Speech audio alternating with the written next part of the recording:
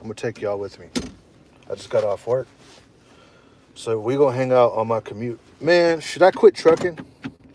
I ain't been on YouTube. I ain't been vlogging. I took a step back from YouTube.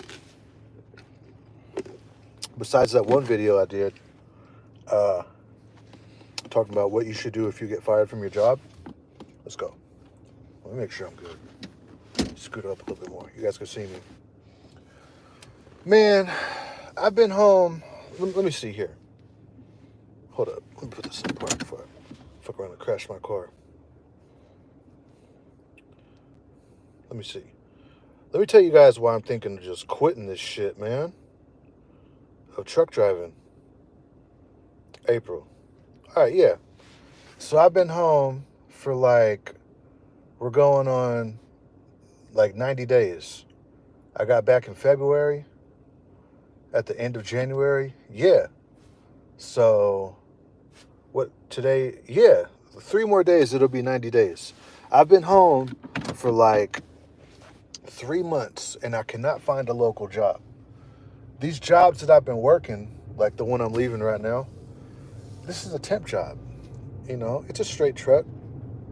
It's cool. The other one was food service. It was cool, but that too was a temp job, right? Looking back on it, I probably should have stood at the food service job, but either way, dude, these are temp jobs, right?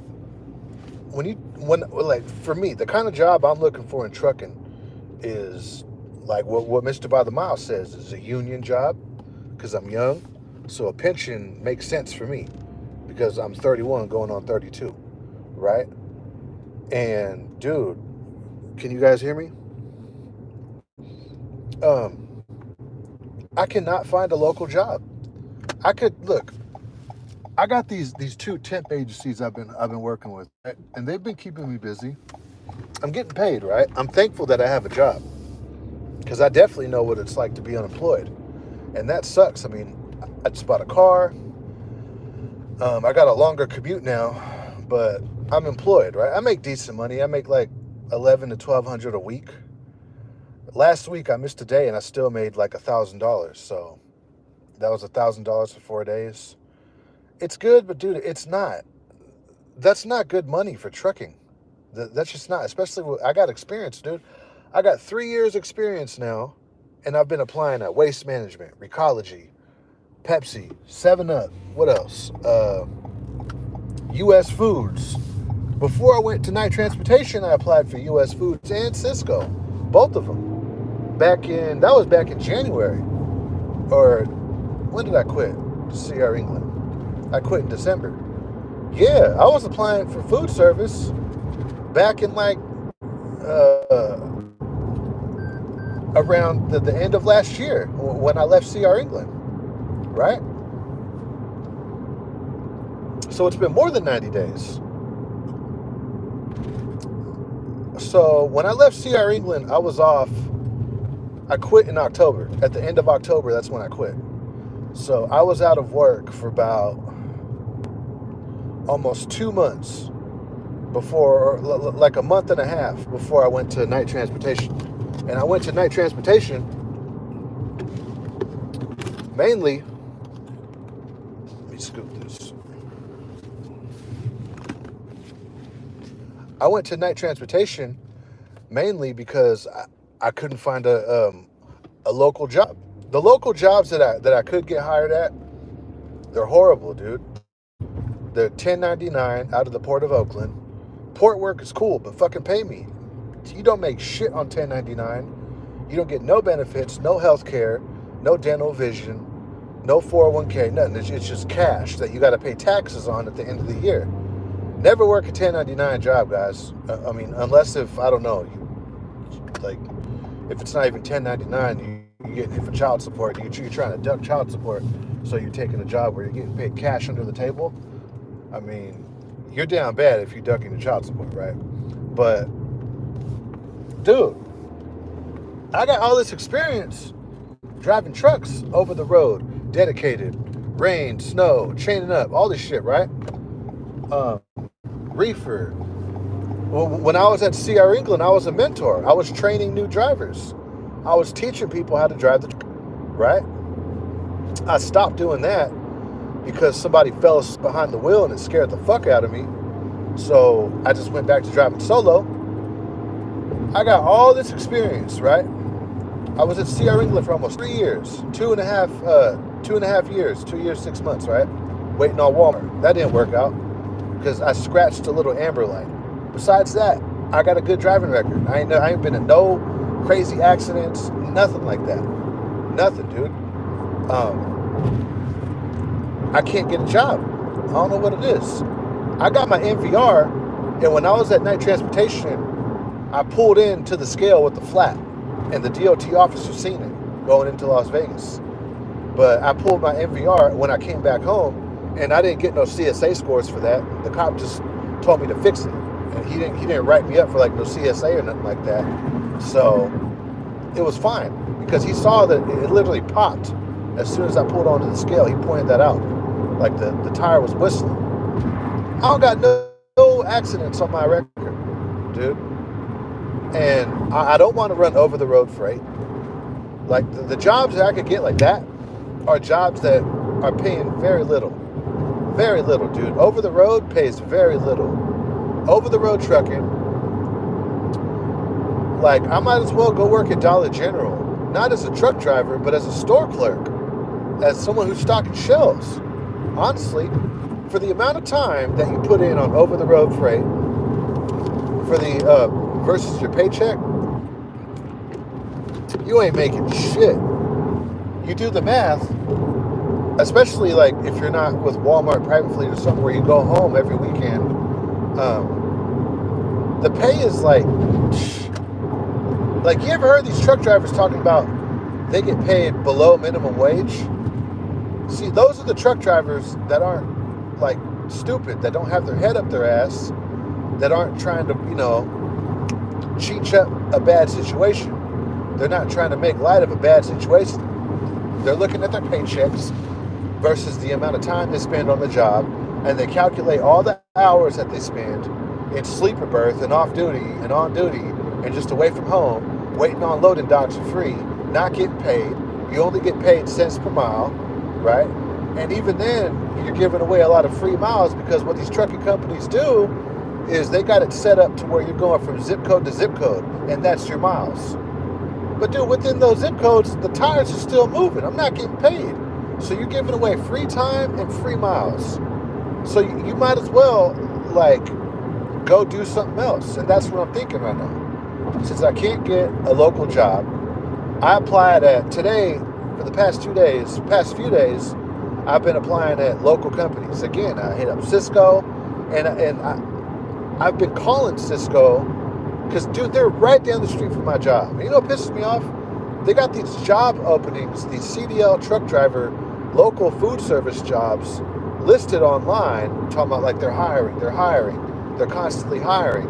And then you go apply, and your application gets stuck in progress for like 2 months just for them to tell you that you're no longer considered. And then they open up another job posting for a truck driver, and you apply, and it's the same thing, dude. It's the same thing. I don't know what's going on, man. You know what I think is going on is this. There is no such thing as a driver shortage. When these trucking companies say that there's a driver shortage, they're lying. That's marketing for them. Because look, trucking companies, they make money two ways. They make money, well, night transportation, they're diversified, but mainly this is how it goes. If you're a trucking company, you make money off of the product and off of the driver. The job itself, it pays so low that you got to market it as it's something like that, somebody should want to do. And like, look at the way that they market it. They say, oh, fucking, the great outdoors, come and live this, like, they don't say live this lifestyle. That's what truck drivers say, that they're living a lifestyle. They do that to try to make up for the fact that they're not making any money. So they say, oh, well, this isn't a job, it's a lifestyle. No, dude, it's a job, and you ain't getting paid shit. That's why you say that it's a lifestyle. It's not a lifestyle. It's not, right? And these trucking companies, like when I was at CR England, right, in orientation, even small companies do this. They say, oh, your office is the most beautiful views, the most beautiful scenic views of all of North America, right? You're going to run across the Colorado Rockies in the snow. It's going to be so beautiful, which it is. I mean, the Colorado Rockies, it's scary. I drove through there in the snow. It's scary, but it's beautiful. Idaho, in the snow, it's scary, but it's beautiful. Arizona, Utah, the East Coast, Virginia, Pennsylvania, Ohio, the Midwest, down south, Alabama, Texas, all this shit, right? Florida. All that shit's beautiful. But I'm not applying at CR England so I could look at beautiful shit on the road. That motherfucker, I'm here to get paid. Like, this is a job, right? And I'm going to give away most of my time on this job for free. See, when you're new and you're in orientation, you don't know until you get to know the hours of service. And the way you get to know HOS is by doing it every day for days, weeks, months, years on end. And when you really understand, like, okay, it's the end of my shift, I'm going on sleeper berth, and then you see your paycheck, and then all this like you don't get paid detention until 2 hours later. And dude, like, if you're sitting on a loading dock and they load you within an hour and 55 minutes, you gave away 2 hours for free that you did not get paid for. And if you do get paid, it's some chicken shit like $15 an hour. Motherfucker, I'm a truck driver. What is this? Hours of service is there.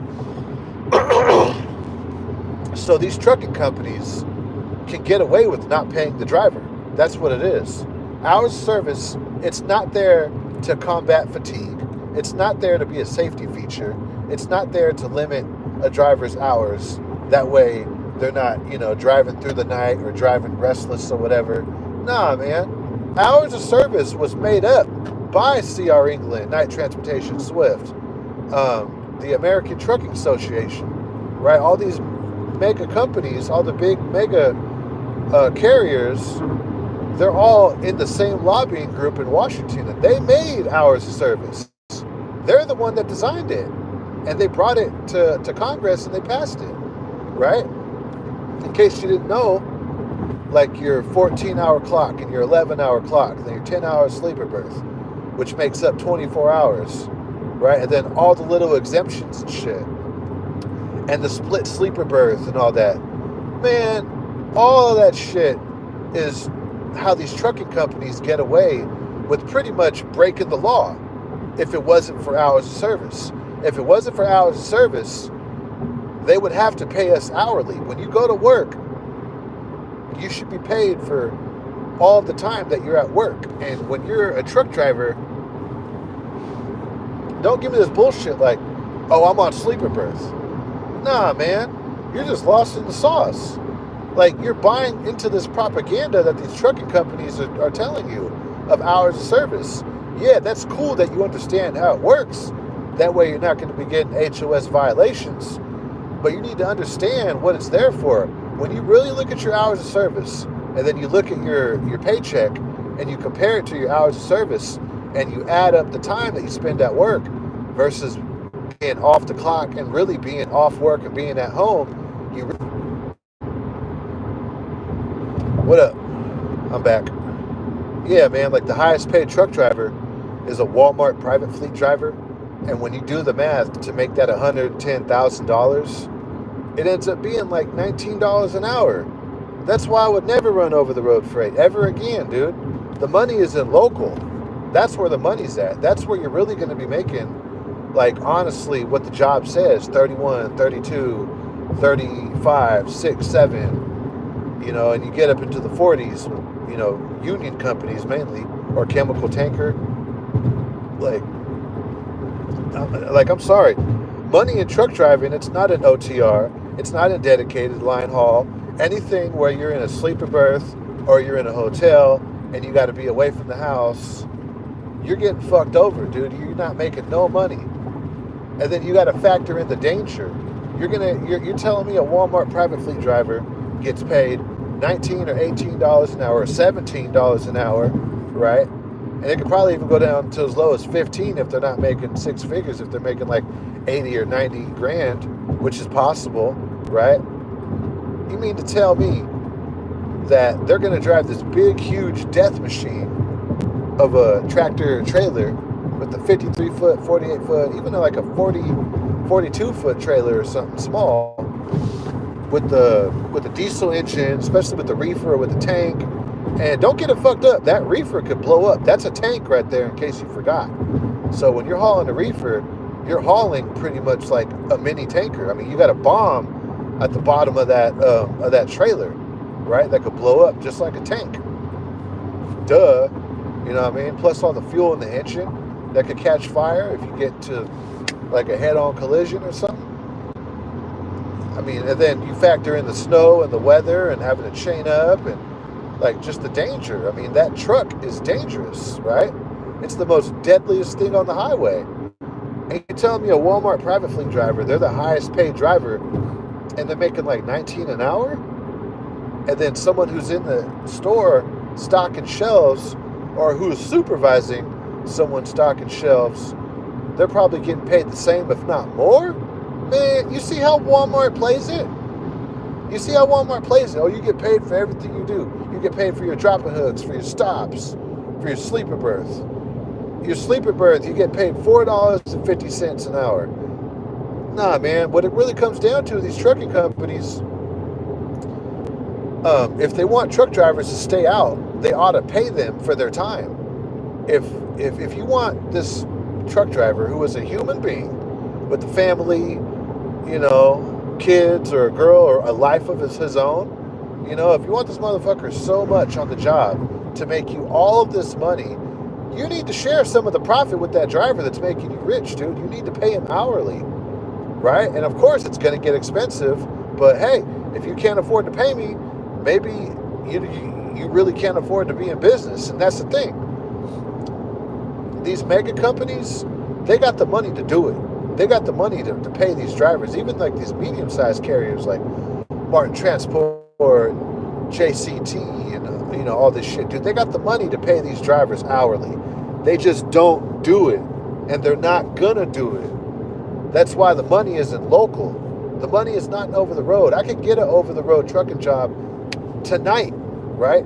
I could be on the phone with my old job, CR England or Night Transportation, and go back tomorrow, dude. I could go back tonight, tomorrow, and run over-the-road freight again and make no money, have no life, live in the truck, nasty as fuck.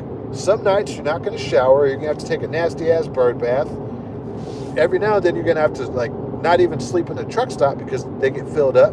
So you're going to shit in the bag or shit on the side of the highway or piss behind the truck. Nasty, nasty. And I have no problem doing that, but motherfucker, pay me. And they don't, dude. They'd rather spend it on like a basketball court or a bowling alley in their Phoenix yard or whatever, right? Or like a bonus for the CEO or the CEO's salary. They'd rather spend it on that. So I'm trying to get these local trucking jobs, but dude, I've been applying for like, in total, probably like 4 months. If I include the time when I was off of CR England, when I quit England, man, it's just shit is not popping. These local trucking jobs, there is no driver shortage. If there is a real driver shortage, then when you apply, I would hear back. I would have heard back from Cisco by now. And I wouldn't have to call them. They would call me. I would have heard back from Cisco, US Foods, Pepsi, Coca-Cola.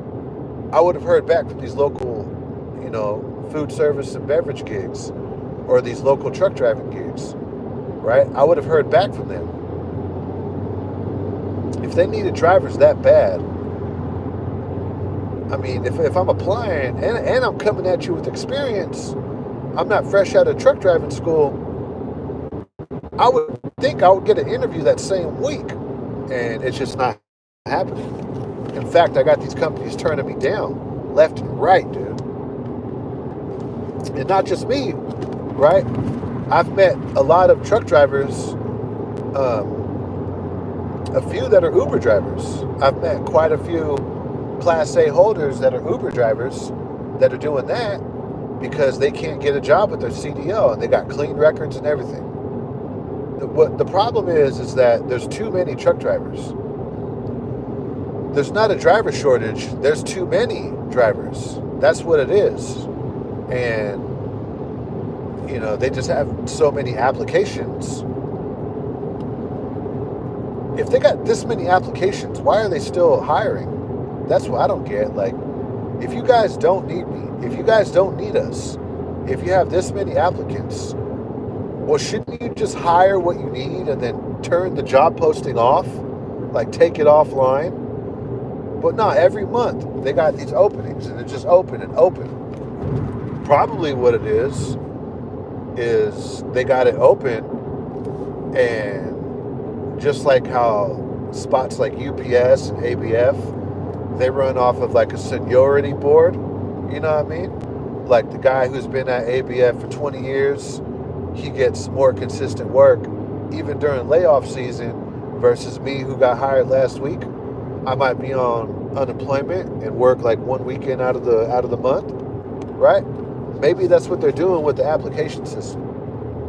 Maybe they're saying, all right, so the guy who's been applying for Pepsi for the past 2 years, all right, we'll give him a chance now. We'll finally interview him because, we had to lay off or we let go of a few of our drivers, right? But until that happens, until we let go of drivers, let's just keep this application online. That way, we could always bring someone in like that, and we got a plethora of drivers to choose from. It's bullshit, dude. What it is, it might not be that in depth, right? It's probably not that complicated. It's simple. There is no driver shortage. These trucking companies, they pay the media to say that there's a driver shortage. That way, there's going to be more drivers than needed. Because here's the thing, it's all about supply and demand, right? This is how any industry works. The more tech workers there are, the less money Google has to pay for a tech worker, right? The more doctors there are, the less money a hospital has to pay a doctor. The more truck drivers there are, the less money these trucking companies have to pay for truck drivers because they got, that price of labor has gone down because there's such a high supply of truck drivers versus the demand that's there, but it's not there compared to how many CDL holders there are. So I can't keep waiting for trucking to pop off. I mean, if this shit ain't popping, I'm 31 going on 32, man. Like, I'm going to give this shit, it's April, what? We're sitting at April 23rd, right? If I can't get something popping by the end of next month or by June, right? June, I'll be 32. June 16th, I'll be 32. If I can't get something popping by my 32nd birthday or maybe like June, then I'm going to have to reconsider what I'm going to do. Because I can't keep waiting on Cisco, US Foods. I can't keep waiting on these companies. You know what I mean? Pepsi, Martin Brower. Dude, I've been applying at all these places. All of them. Right? I just can't keep waiting on it, bro. Like, I'm going to have to go back to school or like get into like a construction trade or take a carpentry class at my local community college, or you learn how to become like an elevator technician or something, because I got to make money.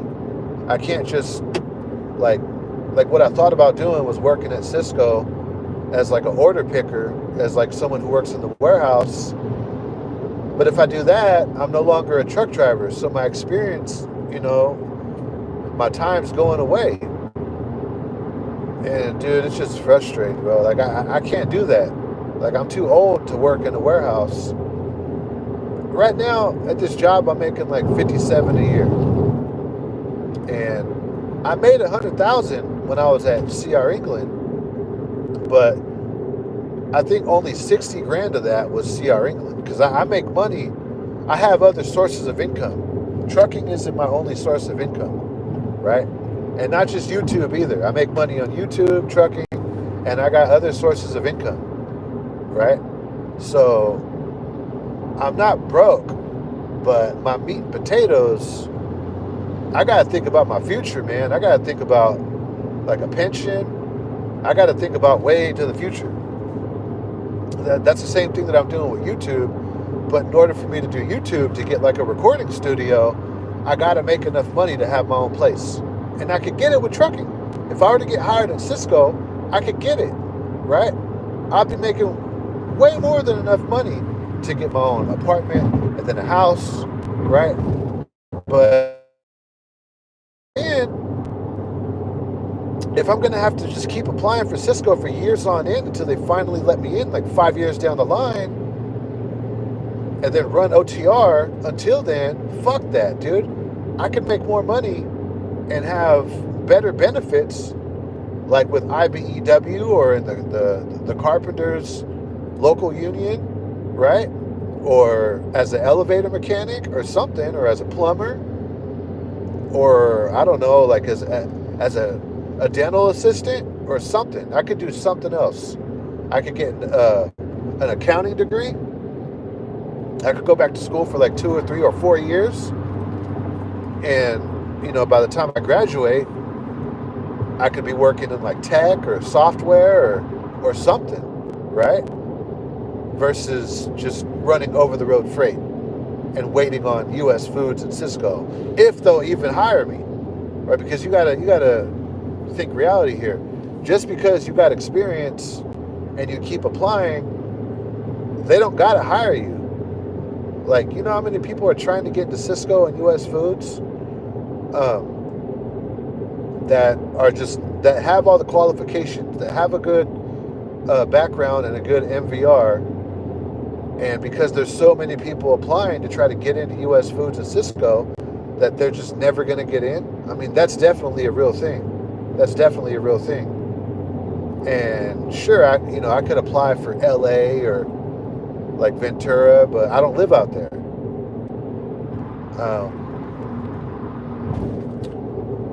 I mean, I guess technically I could go homeless for a little bit. I got a car, so if I really want to get into Cisco, I could apply for like the Ventura distribution center in Southern California, which is where I would want to live, in Southern California. I wouldn't want to live in LA. I'd want to live by Santa Barbara or like Ventura or something. And until I find a place I could just live out of a car, I could just be homeless working for Cisco, and I'll be homeless for like 2 months, and I'll be in decent weather so I can do it living out of a car. I'll be able to sleep good. I'll just park outside of Planet Fitness and take a shower and then sleep in my car, and I'll have hella money because I'll be working at Cisco, and within like 2 months I could get an apartment out there in Ventura or Oxnard or something. I could do that, right? Because this shit ain't popping up here in Northern California in the Bay Area. The cool thing about being in the Bay Area in Northern California is I can always do something else, right? I mean, dude, I could probably get a job at Google before I get like a local trucking job. Honestly, if I go to like one of these staffing agencies, I could become like a facilities maintenance person or like a janitor at Google or at Microsoft or any other tech company, or I could do FM at Google or Facebook. I could get into Facebook and get hired as their janitor and make good money and have all the benefits that a tech worker would have faster than I would be able to get into Cisco. So this is what I'm thinking, bro. Like when I got off over the road, I said I was going to stop trucking. But I was like, you know what? Before I quit, let me give this local shit a try. Here's Safeway. I'm driving past a Safeway truck. I applied for them too. I applied for Safeway. I applied for Sprouts. And man, this shit it's just not popping off, dude. I could go back to my old food service job in Union City, but dude, that's a temp agency. I don't want to keep working for a temp agency. Like the agency I'm working for right now, like there's no like getting hired directly onto the company. Like the guys that I work with, they've been working for the temp agency for years, dude.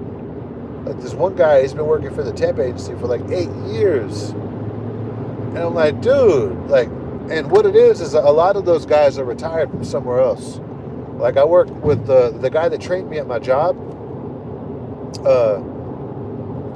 He retired from juvenile hall, where I was locked up as a kid. And, we were, just kind of reminiscent about, like all the other staff members. Like there was this guy, Big O. He was this big old black dude, right? He was hella funny. He would talk all kind of shit to me and like all the other kids that were locked up. But he was a good dude though. And he retired from juvenile hall, and he's collecting a pension. Like I think he worked there for like 20, 25 years or something like that. And he's collecting a pension. So he's double dipping. So he's already set. He has a pension, and he's a truck driver. And he's with the temp agency, but he's already collected his pension for life. So he's balling. He's making more than enough money, right? He's doing good. And I look at him and I'm like, dude, that's what I need. Like, I need a pension. Like, I'm about to be 32 years old, dude. I need to, like, not just work a job. I need a job with, like, a serious future because I'm getting older. And besides that, I just need to start making money. I got to start making, like, at least 80 grand or 90 grand. Not all together, not from all of my income sources, but from my job, dude. Like, because here's the thing, just because you have an income source doesn't mean that it's always going to be the same. Like sometimes your income source could bring you $1,000, and then sometimes it could bring you $100, as long as it's consistently paying you, that's good. But shit fluctuates. The shit that you invest in, it's not always stable. You know what I mean? It's good to have multiple streams of income, but dude, until I'll give it until my birthday. And then if something doesn't pop off by the time I'm 32 years old, which is in about like whenever June 16th is, like a month or two, then I gotta quit. Then I gotta go back to school. And if I go back to school, like I'll plan it out. Like before I go back to actual school, I'll go to bartending school before that. That way I'll have a trade. I'll be a bartender on the weekends, and during the week I'll go to school full time and I'll work on the weekends, and I'll do YouTube during the week after school. And instead of getting a trade, maybe I'll get an actual degree, right? Maybe I'll get like a degree in accounting, or not business management or nothing stupid like that. It's pretty much like a waste. But I'll get a degree in like, I don't know, like, even like being like a RN. No, registered nurses, they don't make shit. They don't make no money. I ain't gonna be no RN. Fuck that. I don't know, something. Or if I do get a trade, it's got to be something sick that's gonna make a lot of money from the jump. Like I got to make 6 figures. I got it, dude. I got to make 100. I cannot make 90. Not in California. I got to make 100, right? Like an elevator technician, or like some big time electrician, like a specified electrician, or someone who works on like, I don't know, on like jets, like an airplane mechanic. Those are trades. But if I get a degree, I don't know, dude. Like, fuck it. I'll go back to school for 6 years, right? I'll be a bartender and go back to school for 6 years. And I don't know, I'll become like a broker, like a Wall Street broker or something. Which sucks because then you're competing with all the youngsters, or I don't know, just something. It's something, dude. Something is better than trucking. Because this shit, dude, I feel like this is saturated. There's too many people with CDLs, and these truck because of that. I'm not even talking about AI or like the mega carriers or anything, or and why they have no incentive to pay us because of AI, which is a reason because they're investing in our replacement. They have self-driving trucks, and trucking is a dying industry. It definitely is a dying industry, but you can still get in here and make money. Look, make no doubt about it. You can make $100,000 running over-the-road freight. You can, but you're gonna have no life. And when you calculate the amount of hours that you put in to make that $100,000, you're not being paid what you're worth. You're still being 90% of the time of your life, probably more than that. Dude, the road truck drivers who barely go home, who run all 48, they should be at like 300,000. Someone who's dedicated, who runs from like LA to Washington, or like LA to Montana and back, and they're just set like that, that could be like 200,000, right? Or like 250. And then hazmat, you get into that, oh man, they should be making around like 350 or 400,000. Calculate everything and the danger, the amount of time spent work, right? Not on sleeper berth or any other slimy bullshit. Nah, man. Truck drivers are underpaid. They're well underpaid, dude. They are not paid at all, really. They don't make shit. They don't make nothing, dude. The truck drivers that make, from what I know now, I thought it was Walmart private. But even then, I still wasn't factoring in all of the hours that I spend at work, running hours of service. Nah, man. The money, just like what this veterano truck driver from Pepsi told me like a year or two ago when I was in Manteca getting unloaded with CR England, right, at Walmart. He told me, he was like, dude, like, you got to stop working for those mega carriers, bro. Like the money isn't breaking down the pallet. The money is in touch freight. The money is not in hours of service or with that sleeper. Like, you ain't making shit. And he asked me, it was like, what was your last paycheck? I was like, $600, because it was. That week it was, dude. Work was that slow. And I was living at the job, dude, checking in every day. And they just didn't have work. And I had a $600 paycheck from CR England. And I was waiting at that Walmart for like 2 hours because they weren't answering the door. Maybe like close to 2.5 hours. And then they're unloading me and taking their sweet fucking time, right? And they unloaded me in like, I think 30 minutes, but it was only for like 5 pallets, right? So I only got paid like what, $7 for waiting almost 3 hours because they took 30 minutes instead of a full hour. So I didn't even get my full 15 an hour for detention. Stupid.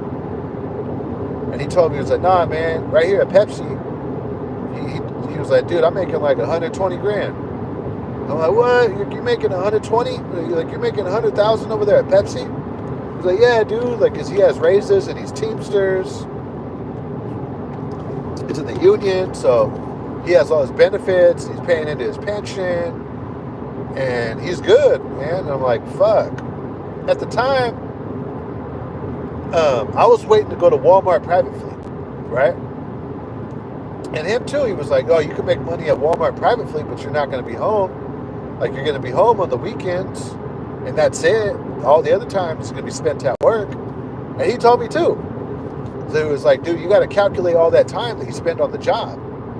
And then you'll realize that you ain't making shit. That you ain't making nothing, right? So just think about that, y'all. Think about that. If there's any youngster looking to get into trucking, I advise you not to.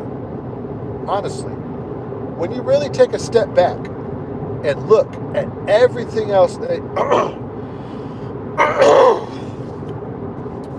throat strike. when you take a step back, right, and you look at everything else you could do, everything else that you could do, especially going back to school and not getting some stupid degree that's like a waste of an education, like a liberal arts or humanities degree or something dumb like that, to where you'll be real sophisticated and smart, but you'll be broke, and in debt. Nah, man, when you can go to school and learn, God, I got mocos, I got boogers.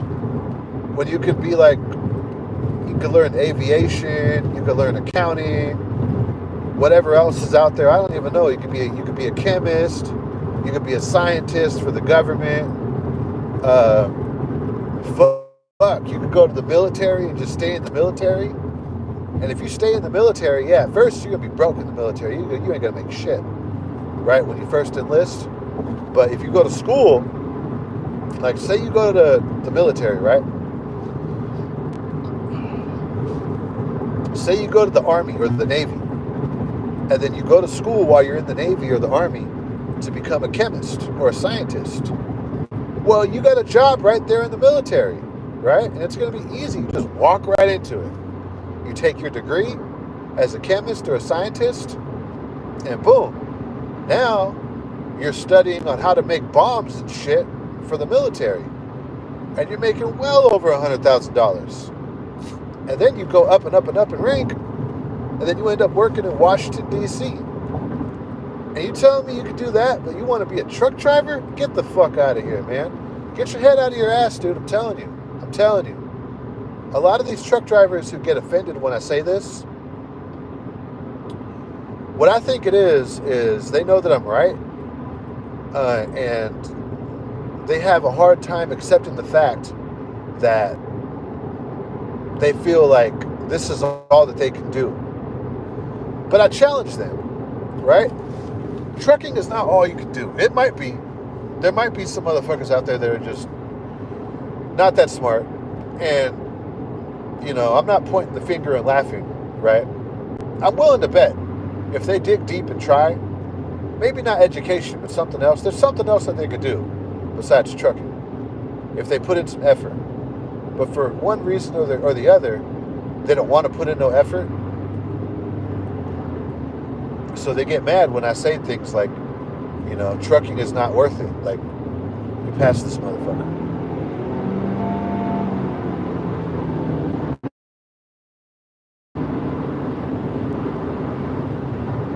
Had to pass you, homie. So they get mad when I say shit like, don't be a truck driver. It's not worth it. They get mad because, deep down they know I'm right. And they got a lot of pride because men have a lot of pride when it comes to someone criticizing how they make it a living, right? I don't give a fuck how you make a living, dude. I don't give a fuck. I honestly don't. I mean, you could go sell dope for all I care, and I won't knock you for it. And honestly, if you don't get caught, you're going to make way more money doing that than being a truck driver. I'll tell you that. Because truck drivers, they don't get paid shit. They don't make no fucking money, dude. None, dude. And it's set up like that by the big trucking companies. Like, they got their hands on the throat of this industry. This is their industry. Make no doubt about it. This industry belongs to the American Trucking Association. This industry doesn't belong to the truck driver. Because if it did, then truck drivers wouldn't be struggling like they are. And like how they've been for the past few decades. And every year it just gets worse and worse and worse and worse. Dude, they got lobbyists and they pay the media to say, oh, there's a trucking shortage. There's a trucking shortage. Then you got guys like Alex, the trucking guy, like kissing ass to these trucking companies. But, oh, I love my job. And what he's not telling you is that he's making money on YouTube. He's making big money on YouTube. He loves his job because his job gives him content that he makes money on YouTube with. But for the average person getting their CDL, they're not going to make shit. They're going to struggle financially, dude. They're going to run over the road freight. They're not going to see $100,000. And if they do, their health is going to take a hit. They're going to get obese. They're going to most likely be on their way to becoming a diabetic. They're going to have no home time. No, none, dude. Like, just for the fact that it's called home time is a joke, dude. It's a joke. It's literally a joke. And if that was the case, well, fucking pay me. If you want me to have home time once a month or once every other month, and you want to pay me $60,000, go fuck yourself, dude. You're short at least $200,000 on my pay, right? But people keep doing it. People keep doing it because people keep getting CDLs. They go to these trucking schools, and then they got to get their experience because, yeah, there are certain people that are going to get hired at 7-Up or Pepsi, you know, right from the jump, right from CDL school, every now and then. But for the most part, that's not going to happen because they got so many CDL holders with experience and with no experience. The odds of you getting that job, it's not likely. It's just not likely, dude. You're most likely going to have to go work for Swift and live out of a semi-truck to get your experience. That's most likely what you're going to have to do. And you ain't going to make no fucking money, dude. So, I mean, for anyone looking to get into trucking, I recommend don't, dude. I recommend do something else. If you want to get into the trades, don't get into this one. It's not all that it's cracked up to be. Why did I get into trucking? For the same reason that other people do. I had no idea about hours of service. I had no idea about, I mean, I always heard that you paid enough. But then again, I've heard the same thing about carpenters and electricians, and plumbers. Like, oh, the people in the trades, like the guy that comes and turns your power back on, well, doesn't he deserve a raise, right? But I've heard it more with truck drivers. But at the same time, I've always heard truck drivers make good money. And it wasn't until I became a truck driver that I realized that that's not the case. That's really not the case, right? Because they make good money, but to make that good money, they're never going to be home. So what the fuck are you working for? Well, seriously, what are you working for if you're stale green light? Don't turn on me. All right, let's go. All right, good. So what are you working for? If you're making $100,000 and you're never home to enjoy it, and it's called home time, and you're there like one or 2 or 3 days out of the month, if you're lucky, then what the fuck are you doing, right? Then what are you, especially if you got some old lady at the house, and you what, she's pretty much like pimping you out or something? Is that the case? You're out at work all the time because you want to pay for this girlfriend that you have. You better have kids with her. Like, she better be your baby mama, because if any of you guys are out running over the road freight and you got some chick living at your like luxurious house or apartment, I mean, I hope like this is your high school sweetheart that you really trust, because if you're not home, dude, if you're not home for a few months at a time, I mean, your girl has needs, and I you know, she's and if you can't meet those needs other than paying the bills, I mean, Dirty Dick Rodney's down the street, and he might be a truck driver too, right? But he's one of the lucky ones that got in at U.S. Foods, so he's off every night. Just think about that, dude. You're at work, and say, you know, hopefully you're not tricking off for some chick like that. Talk about, oh, all the lot lizards they've been with and shit, which is disgusting. Why the fuck would you want to get into a job and flex that? Like, that's some flex. That's disgusting, dude. That's really horrible. That's nasty. Um, dude, go be a carpenter. Go be up there, right? I don't know, man. I'm repeating myself here, but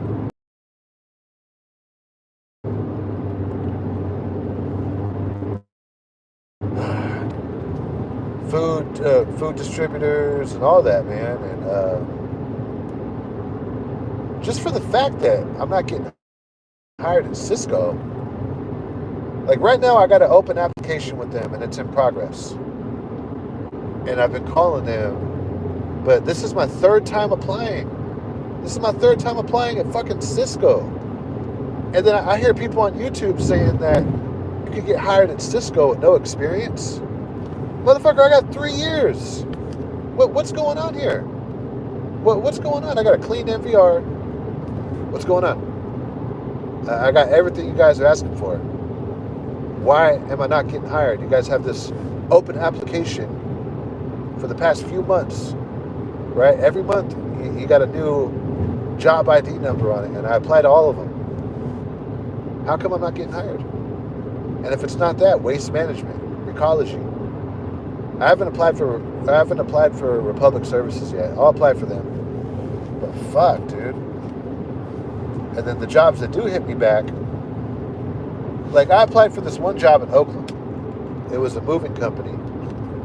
And then it sounded like a local gig. And on Craigslist it said, oh yeah, like what you'll be doing, like job duties. Say, oh, you're going to be driving trucks and moving customers' furniture around locally around the Bay Area. Like we service all counties around the Bay Area, Santa Clara, Alameda, San Mateo, everything, right?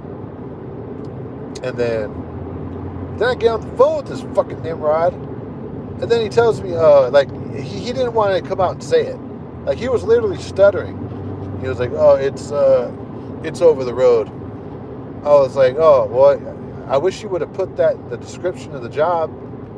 See you later, right? Because he knows nobody wants to run over the road. Nobody wants to run over the road, dude. I'm telling you. A lot of you guys that are new, and you guys are like defending over the road, two things. Either you're new, or you really love over the road. And if it's not that, then you're in denial. You're in denial. And whatever reason, why you're in denial, that's your problem. Because the truth is, you don't make no money in over the road. Like you guys are shorted on your pay. You guys need at least another 100,000 right there. Man, I just don't know. So I'm still applying for jobs. I might put in some more applications right now when I get to the house. But if nothing happens, dude, I don't know, dude. Like, the cool thing about quitting trucking is now the world is opened up. Now I'm no longer segregated in just trucking jobs. Now I could look at like a wider option. Like, like my horizon is bigger now. Especially with going back to school. Now, I mean, I could do anything if I go back to school, right? I mean, I'm probably not going to become a doctor. That's going to take way too long. That's going to take like 10 years, right? With med school and everything. I mean, once I do become a doctor, if I go that route, I'll make a lot of money.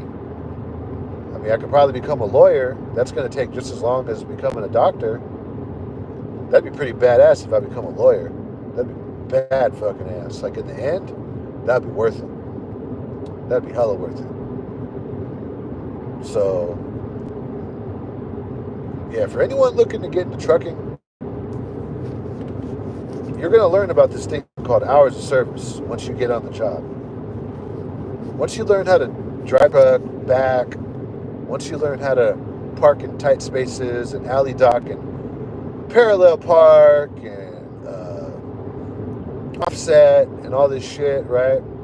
Once you learn how to use your engine brake and stab brake, and once you learn how to fuck with the reefer if you're running a reefer, once you learn how to, I don't know, oh yeah, like slide your tandems and slide your fifth wheel for weight distribution, and do your pre-trip and check your fifth wheel and all this shit. Make sure your IFTA sticker is always up to date. All this dumb shit, right? Once you learn all this shit, then you're going to learn about hours of service. And that's probably the most important one that you're going to learn. Because once you learn hours of service, you're going to lose. You're not going to understand it for a while. And sometimes I still don't understand it when it comes to like split sleeper berth and what the certain provisions are and shit.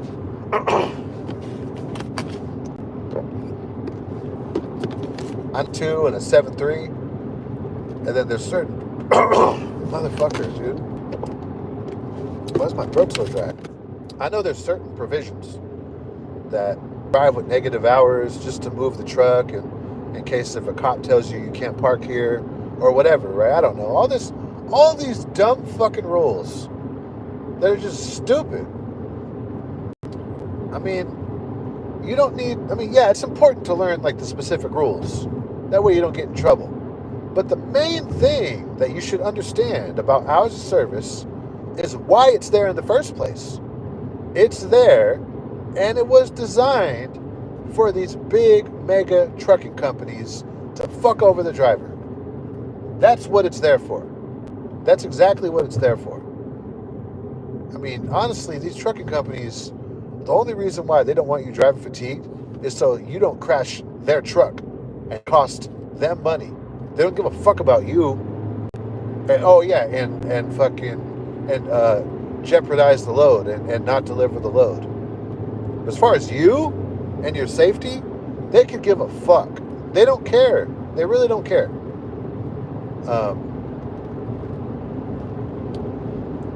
If you go out driving a truck and, you're in training and you go out and kill people on the highway, they don't care. Not only about you if you get killed in an accident, but the other people that you kill on the highway. Say you're fatigued, right? And you're looking for a place to pull over, but they got this rule that you can't park on the side of the highway, which is a good rule. You shouldn't be a sitting duck, right? I mean, if you're parked on the side of the highway, you didn't trip plan properly, right? But I don't know. Or say someone cuts you off and you rear end like a van or like a few cars. If you're going at highway speeds, you're going to kill people. You could probably kill not just one family, but multiple families. Like think about it.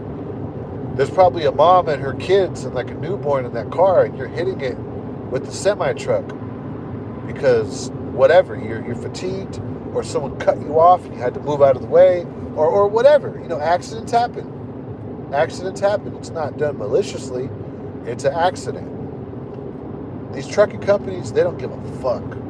They don't care about who's out there getting hurt on the road because they're putting these rookie drivers out there on the road instead of teaching them at the trucking school. They have trucking schools where it's so stupid that they even call it a trucking school. It's not, because you're not learning anything. Dude, you're barely getting any seat time at these trucking schools with CR England or Swift or Knight, dude. Maybe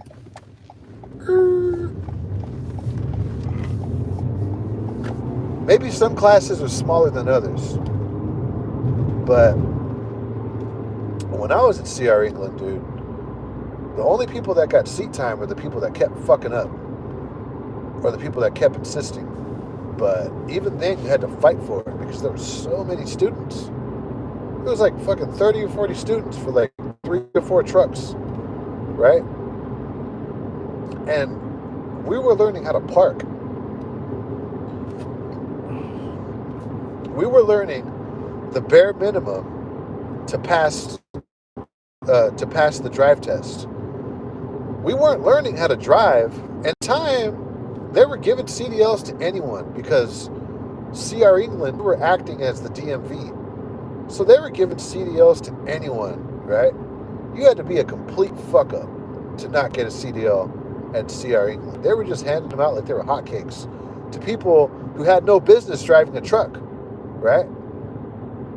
And then they're sending them off for what they call mentoring. It's stupid. It's training. You know why they call it mentoring? Because that sounds better than, oh, you're still in training. And they call it like phase 2 or whatever. Dude, this is training. But they call training, like driver trainer, your instructor at the trucking school. Like, no, motherfucker, you're still in school. It's just the fact is now you have a CDL and you're on the open highway. And we're not just, going a few exits. No, we're running a load. And we're going through mountains, crossing state lines and shit. And you barely learn, and like you're still learning how to drive this truck. And now we're driving across the country, and so the open highway is your school. You know how dangerous that is? That's fucking dangerous, dude. When I graduated the CR England trucking school, right? I didn't even know what an engine brake was. I didn't even know how to connect a trailer. I learned all that on the job. I didn't even know how to connect air hoses. I didn't know how to slide tandems. I didn't know how to do any of that shit. I didn't know what stab braking was. I mean, of course, like, I knew about following distance. Like, yeah, you don't be tailing somebody if you're in the semi-truck, but dude, I didn't know about this shit, bro. To me, looking back on it now, that's fucking crazy. That's insane, right? And then the guy that was training me, I mean, he was a piece of shit, really. He was trash, right? Near the end of it, he didn't even drop us off at the hotel. He dropped us off at the school at like 2 a.m, and we had to wait there for like an hour or two to get an Uber in the middle of the night to the hotel. And he said, oh, I can't drop you off at your hotel because the hotels don't allow it. And it's stupid because there was always semis at that hotel. I mean, it's a hotel that Warner and CR England were using. This guy was just a fucking piece of shit that was using us for the mile. We didn't even do any backing with him at all. He was just using us for the miles. And when it was time to like dock in, he would take over and dock in for us. We were only just driving like straight on the highway. We didn't even really do no backing or nothing. Shit that he was supposed to be teaching us, right? And he had me out there for like an extra few weeks. So fucking, like, yeah, he's perfect CR England material. Just a fucking scumbag, right? And he made a lot of money, but he would train 2 students at a time, which is crazy.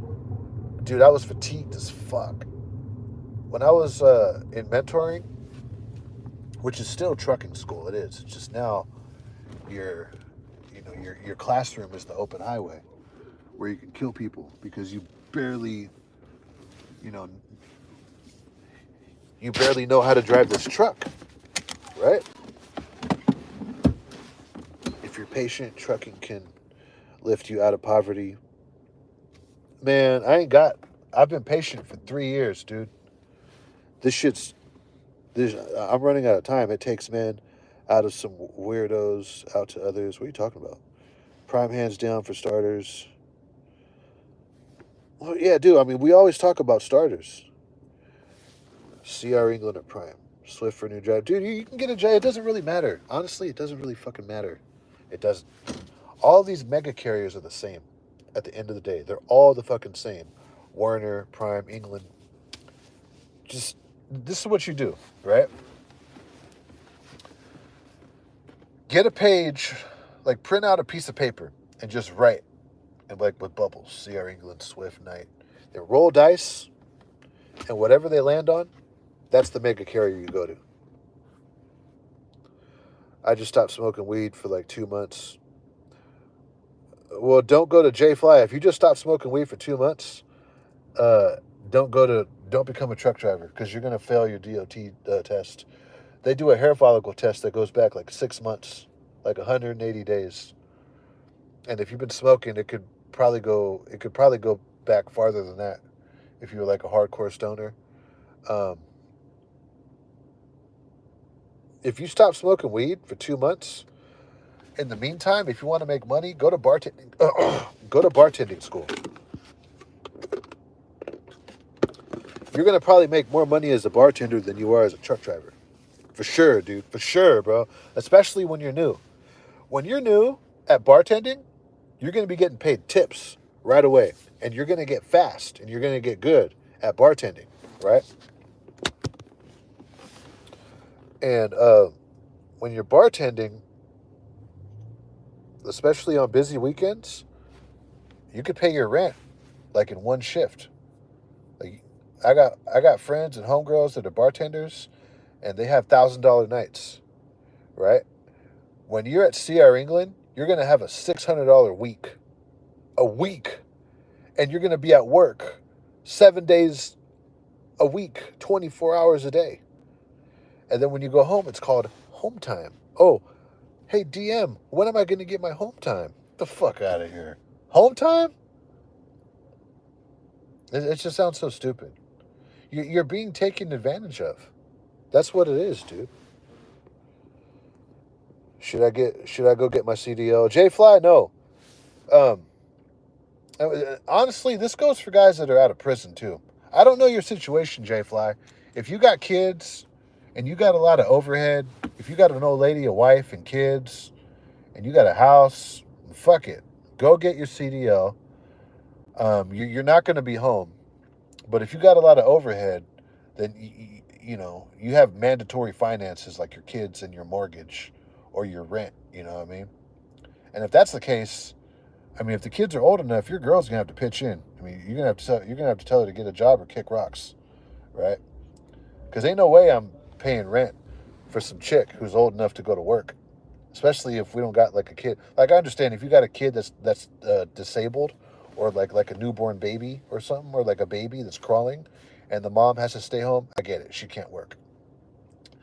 But if the kids go to school, you know what I'm saying?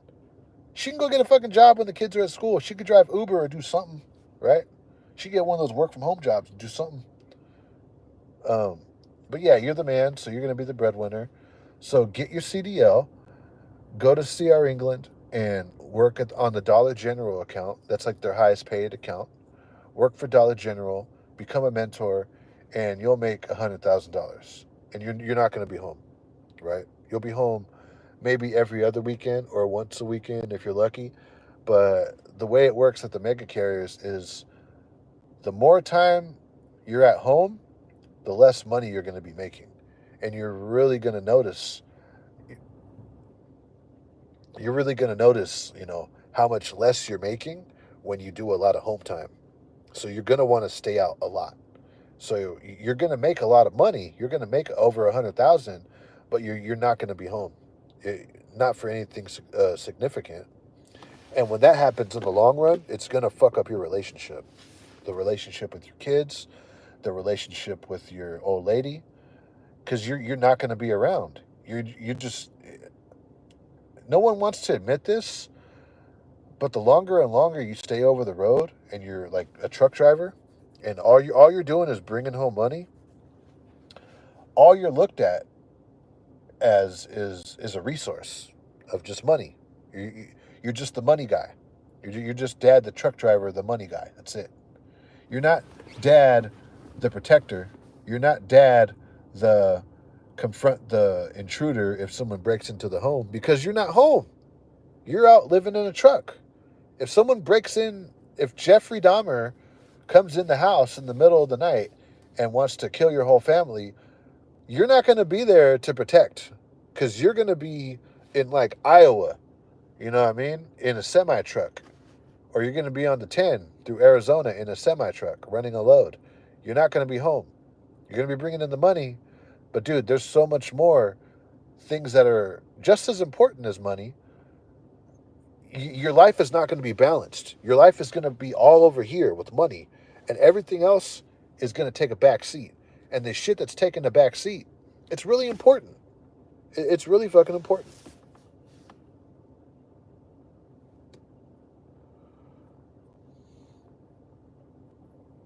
Let's see. I'm not lecturing myself.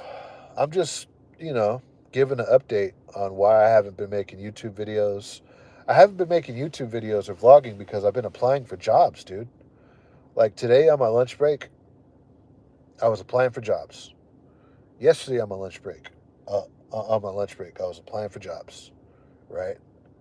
And usually on my lunch break, that's when I edit the vlogs that I filmed during the day. Or when I'm at the house before I go to bed, that's when I edit the vlogs that I filmed during the day. That way, the next morning or the next day, I upload it onto YouTube. And I'm a YouTuber and I upload vlogs. But recently, I've just been applying at jobs, dude. There was some family drama that popped off. But, dude, I've just been applying. And nothing's popping off locally. Dude, I cannot get a local truck driving job. It's not fucking happening, dude. And if it's going to happen like a year from now, I'd rather be in school. I would rather be in school, right?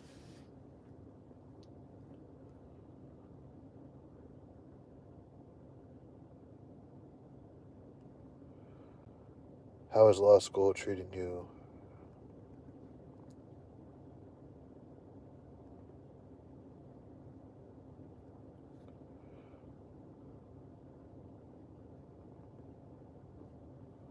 OTR stands for only the real. No, dude. OTR stands for I'm broke and I'm in denial. That's what that stands for. Let's see. What do you guys talk about? Do you know how hard carpenters work? They're working 15 plus hours a day the rest of their life. You had it way easier in trucking. That's not necessarily true. Yeah, truck carpenters, they have long days, but not every day is like that. And when they do, they're making more money than a truck driver. That's something else that you need to realize, right? Especially a union carpenter. Dude, I got a cousin who's fucking making like 165 grand as a journeyman, dude, in IBEW. Motherfucker makes way more money, and he doesn't have his own company. He's an employee. He works um at a company at a union shop doing that. Tell me a truck driver who's a company driver who's making 165 and he's going to get raises. He could probably go up to like 195. What company truck driver is making money like that? They're not. What owner operator is making money like that? Like like after business expenses, that's what they're bringing home. Every now and then there's something, even in this market, yeah. But for the most part, owner operators are going out of business. That or that they're just staying above water. They're not making shit, dude. Truck drivers don't make a lot of money. They don't.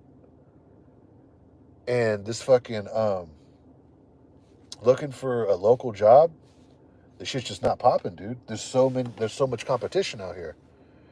And it's not just me. Like I challenge you guys. I understand if some of you guys are living in a truck and you guys don't really socialize that it cut out. Yeah, dude. Go home or just talk. Just start going out there and socializing. And like me, dude, not just me, but dude, I've met quite a few Class A holders, right? Here in the Bay Area and in California. I'm not in the Bay right now, but just around where I be and down there in Las Vegas, right? And they all tell me the same thing. Like they've been applying for US Food, Cisco, they've been applying for Coca-Cola, Dr. Pepper, oil and gas companies. They've been applying everywhere and they're just not hearing back. And these trucking companies, they just don't need you. They got so many people applying for these jobs, they just don't fucking need you. So I'm gonna give it up until my birthday, and I'm gonna have to be moving on, dude. Especially since I'm living in Modesto. I'm with family right now, but Dude, I thought this trucking shit was gonna pop off. I thought this was like a trade, dude. And I get it, it works with some people, but I can't find a local job. I don't know what it is, dude. I thought this shit. I thought I was gonna come in to. I thought I was gonna come into trucking, and I thought I was gonna make hella money. I thought I was gonna put in my 2 years, which I did, 3 years, which I did, and then from there, I thought I was gonna be eligible to get all like these local trucking jobs. I thought I was gonna be able to go truck shopping, like job shopping. I thought I was gonna be able to apply for here, there, and I was gonna have all these companies hitting me up, right? In the beginning, when I got my CDO, I had a few mega carriers hitting me up, like Swift. I think I even had Prime hitting me up. That was when I was brand new. Those are just mega carriers, right? And I think Prime even offered to pay off my tuition, but they do that because they know that you're new and you don't know anything, and they want you to sign a contract. That's what that's all about. But I thought after I put in my time, I thought I was going to be able to get a local truck driving job, and that's just not the case, dude. That's just that's just not the case. So I'm gonna have to be moving on pretty soon. The economy doesn't run on hopes and dreams; it runs on skills and talent. Well, what the hell does that even mean? You need a skill that is worth 165. Truckers are unskilled labor. Nobody's going to pay a steering wheel holder 165K. Yeah. Are truckers unskilled people? Here's the thing. If anyone gets offended at that, maybe it's because deep down you feel like that's the truth. Let me turn my engine off. Are truck drivers unskilled? Well, kind of, if you think about it. Compared to a carpenter, I mean, let's just compare what we do to what a welder or a carpenter does. A carpenter, they got to be able to read a tape measure. They got to be able to make sure whatever they build is up to code. They got to, know the certain type of hardware that they need to get a job done. Like if they're doing like a deck, they got to use galvanized material, shit that's not going to rust outside. They got to, you know, use pressure treat, and they got to like stain the wood and shit. They got to know a lot of shit, right? They got to know how to use a skill saw and like a sawzall, and they got to know how to mix concrete and make forms, and th- that's a skill right there. As truck drivers, what's our skill? To check our slack adjuster, to I guess like knowing how to evenly distribute the weight on a trailer. I mean, that's skill right there. I mean, there's some math involved in that, in moving like the pins on the sliding tandems and knowing that they all stand for about like 200 pounds or whatever.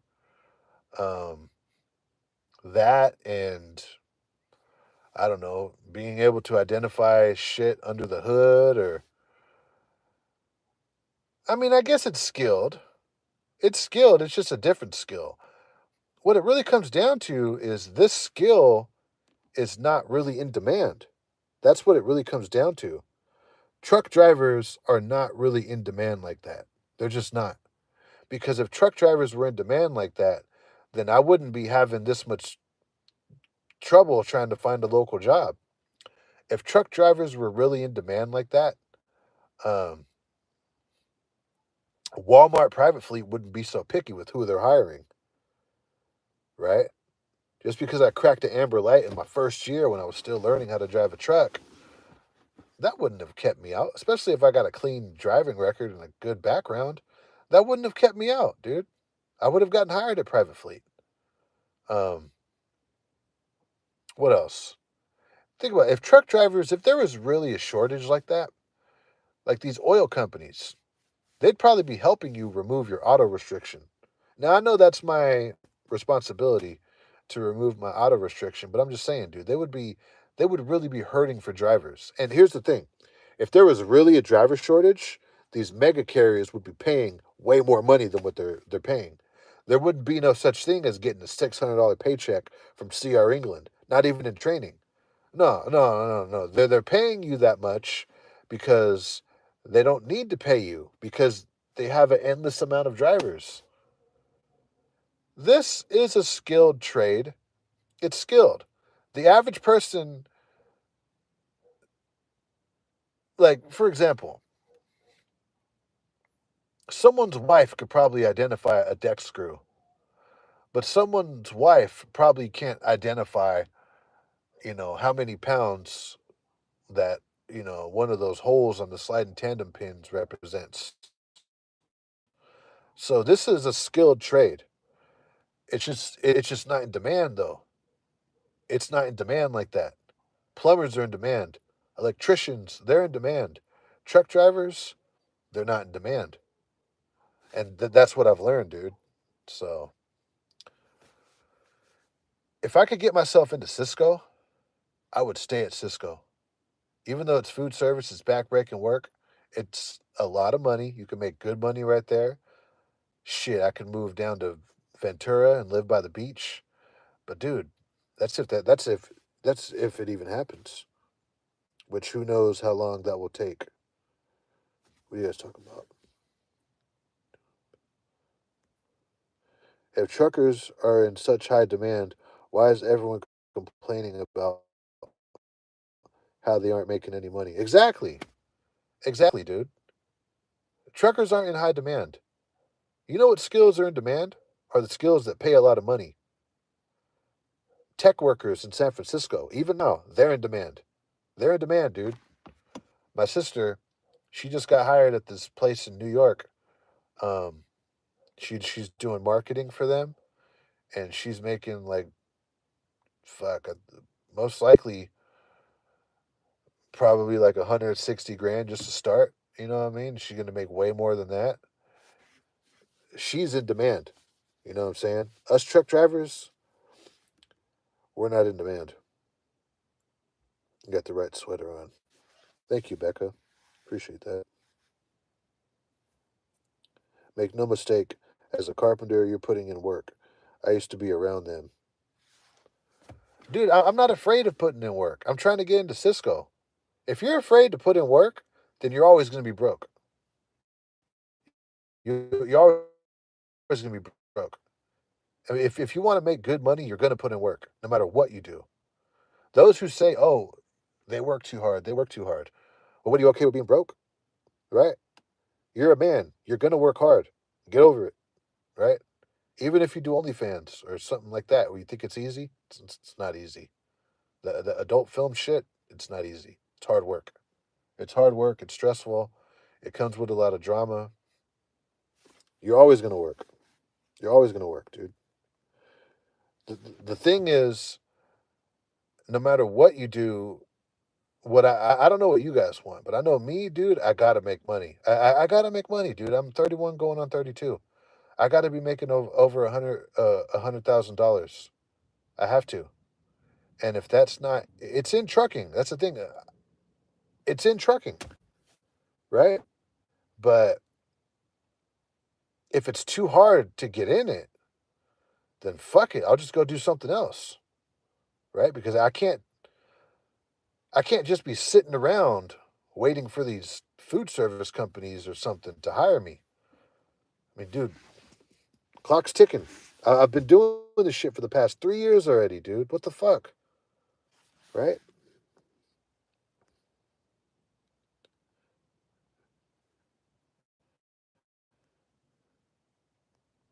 What are you guys talking about?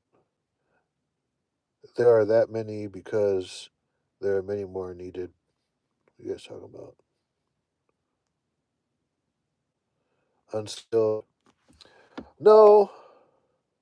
From the rivers to the sea. The big paying jobs are in Texas oil companies.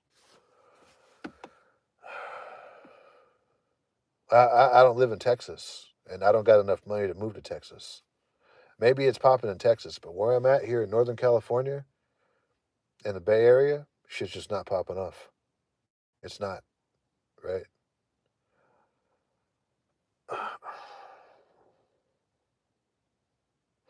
Or I'm gonna have to like reevaluate shit, dude. If I want to go down to Texas and do trucking down there, I guess I could do over the road and then just tell my dispatcher to send me to Texas as much as they can. And then I'll take like a week off to find a place in Texas and then just start applying it. And then once I get like a room or something cheap just to get an address, I could switch my license down there and then just start applying for jobs in Texas. But who knows, dude? Who knows? I've had people on the live stream telling me that they're from Houston and shit, and they're trying to get into food service out there, and shit's just not popping. Who knows? Dude, I'm in fucking California, dude. I'm in a big state, just like Texas.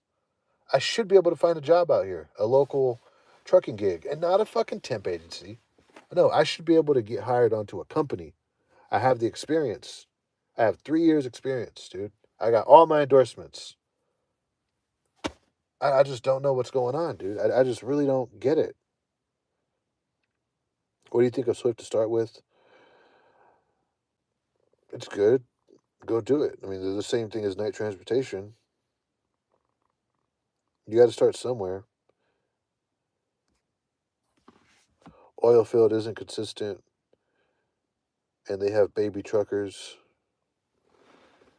Bro, you just need trucker chick to go on the road with. Is there any future in trucking? Look, this is the future in trucking. Um, if you want to know the future in trucking, I mean, don't ask me. Go find a chick or someone you know who is married to a truck driver, and they're most likely going to be married to an over the road truck driver. And the future is most likely this: you're going to run over the road freight, you're going to make good money, right? So if you're running real hard, or if you're like a mentor at Swift or Knight or CR England or something, and you're training drivers, and you've been doing it for a few years, so you're getting raises in your CPM. You got a catalog of students that you upgraded, so you're getting the residuals from them. Yeah, you're gonna make like 100 grand a year, but you're never gonna be home. You're never gonna be home. You're gonna put on a lot of weight, and that's gonna be that. I'd rather make that 100 grand like the way that I know other people are, the way that my cousins are in the construction unions, and the way like my dad is in carpentry, right? They make that 100 grand. Shit, my dad's making like I think like 150 or something like that. And he comes home every day. He comes home every day and he has a life. He comes home every day and lives a normal life and makes more money than a lot of truck drivers. He comes home every day and walks the dog and watches TV and goes out and take his girl out to the movies or to a baseball game, you know what I mean? And then these truck drivers, they make 100 grand and they have no fucking life. So that's the future. There is a future in trucking. It's just that's it. You're never going to be home. You're going to have all this money and no life. And I could go do that. I could go live that right now. I could go do over the road right now. And I'll gain a bunch of weight. I'll get good money, right? But I'm not going to have a life. Dude, I did that shit for like 2.5 years. I'm not going back. 2.5 years? Yeah, for over 2.5 years, dude. I'm not going back and doing that shit. If I can't find a local trucking job, then I'm done trucking. Because that's the only trucking I would do now is local. Especially since you do the math. When you do the math, right? You're working 24 hours a day doing OTR. And you're doing that shit all month. And you go home like 2 days out of the month, if that. Some months you don't go home at all. And you calculate it. You know what I mean? Because most OTR drivers are not making 100 grand. Most of them are making like 60, 70, right? 80, something like that. You do the math. You end up making like $7 or $8 an hour, dude. Because it's not a lifestyle. No, it's a job. It's just they're using hours of service to not pay you what they ought to be paying you. That's the excuse, right? That's how they get away with fucking you over legally. That way you can't turn around and sue them because when you signed your contract, when you signed all your hiring documents, you accepted that you're going to be getting paid under hours of service. So you can't sue them. If it wasn't for hours of service, we'd all be suing these trucking companies because they owe us so much money. They owe us hella money, dude. Congress ought to get rid of hours of service so we could all turn around and sue whatever mega carrier that we were working for lost time. Because we got so much lost time with those jobs on sleeper berth and oh, the first 2 hours are free. Let's see these dispatchers come into the office and give away 2 hours for free and see how they like it, dude. If it wasn't for hours of service, dude, these trucking companies would have so many lawsuits on their hand. I'm telling you. What you know, who you know.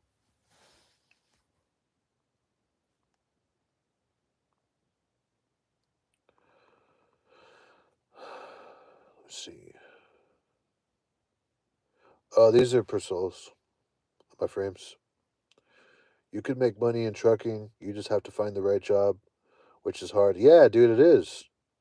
The right job, when you really do the math, if you want to live that over the road lifestyle, that's cool. Some people disagree with me and they actually like living at truck stops and living in the truck. They're probably more of an introvert. Me, I'm more of an extrovert. I like being around people. Um, that's fine. Everyone's different. But when it really comes down, but if you want to talk about money, if you want to talk about making money, you do the math. You don't make shit in over the road. You don't make shit in regional, dedicated, line haul, anything with a sleeper berth. Or even if you're like in a hotel and you're not at home, right? Because I don't think you would, on your own, just for fun, go drive out to Utah and stay in some weird hotel room for 10 hours on sleeper berth and get up and drive a truck the next day. You're at work. You're at work. You know what I mean? Anything with that, you're not getting paid. So the money is in clocking in and clocking out, having an honest job where they tell you you're going to come work for Safeway, you're going to make 32 an hour, you're going to run a 10-hour shift. That's honest. That's an honest day's work. You're being paid honestly. Hours of service, it's like, oh, we don't got to pay you for this. It's like, what the fuck are you paying me for then? What the hell is this? And I can't sue you? Oh, hell no. They're taking advantage of you guys. Realistically, there's a base pay. Even if you become an owner operator, you still got to give at least 30% to the government. Yeah, that's true, bro. I gained a lot of weight. That's another thing, dude. You can't pay me to give away my health. Never again. I'll never do that shit again. I would much rather go to school. Because if I go back to school, by the time I'm done with school, I'm going to have a skill that's going to make me a lot more money than a truck driver. And I'm not going to have to do some crazy shit like live out of a truck and fucking be all the way in like Utah or some crazy shit like that for not a lot of money. Hell no. Dude, I would never run over the road freight ever again, dude. That's out. And I don't recommend you guys to do that shit either, dude. If you got to get your experience, yeah, and you want to try giving a local job a try and like apply, and hopefully you guys get in, right? But if you're in a situation like me and the shit's just not popping off, and you're applying and you're applying and you're applying and you're applying, and you just keep applying everywhere. I mean, if you're young, I guess you could keep applying like that. I guess if you're 21, you got time to keep applying and waiting, right? And just waiting months or years for these trucking companies to get back to you. For these local food service companies that pay a lot of money, you got time to wait. But dude, I'm 31 going on 32. I don't got time to wait like that. I got to start making money now, dude. I have to. I put in 3 years to this shit already, dude. Is your dad an owner operator? No, no, my dad's a union carpenter. He makes bank. How's the applications going? They ain't going, dude. It sucks. I'm applying, dude. It's just shit's not popping. Trucking is a whole different world. The hell is that? Most truckers make 50 to 60K a year. Yeah, dude, that's not that. You can make the same working as a security guard. I'm telling you, dude, because trucking is a skilled job. It's skilled, but I don't give a fuck. I don't give a fuck if I got to pick up dog shit, dude. If you're gonna pay me $100,000 a year to pick up dog shit, I'll happily do that job. Especially if there's raises and healthcare in it. I'll pick up dog shit. I'll be the best dog shit shoveler that you've ever seen for 100 grand. Especially if it's union with the pension and raises, right? And paid healthcare and all that. I'll pick up, dude, even after all the dog shit's picked up, I'll go find some more dog shit to pick up. So it doesn't matter what it is, dude, whether it's a security guard or whatever. What it really comes down to is the money. Is the money there? And if it's not there, then who gives a fuck? Like, if I was a rocket scientist, right? If I was doing rocket science, right? If I was shooting rockets into space, and yeah, I'm smart. You got to be smart as fuck to do that, right? You got to be real educated. But if I'm only making 60 grand a year, fuck those rockets, dude. I got bills. You know what I'm saying? So you guys can't be loyal to trucking. You guys need to realize that this is your future you're talking about. This is your money. This is your income. This is your well being, dude. Are you guys that loyal to trucking? Are you that much of a smart truck driver that you know everything about trucking, right? You're so experienced that you're willing to, flaunt all that experience for 60 grand a year? Get the fuck out of here. Hell no, dude.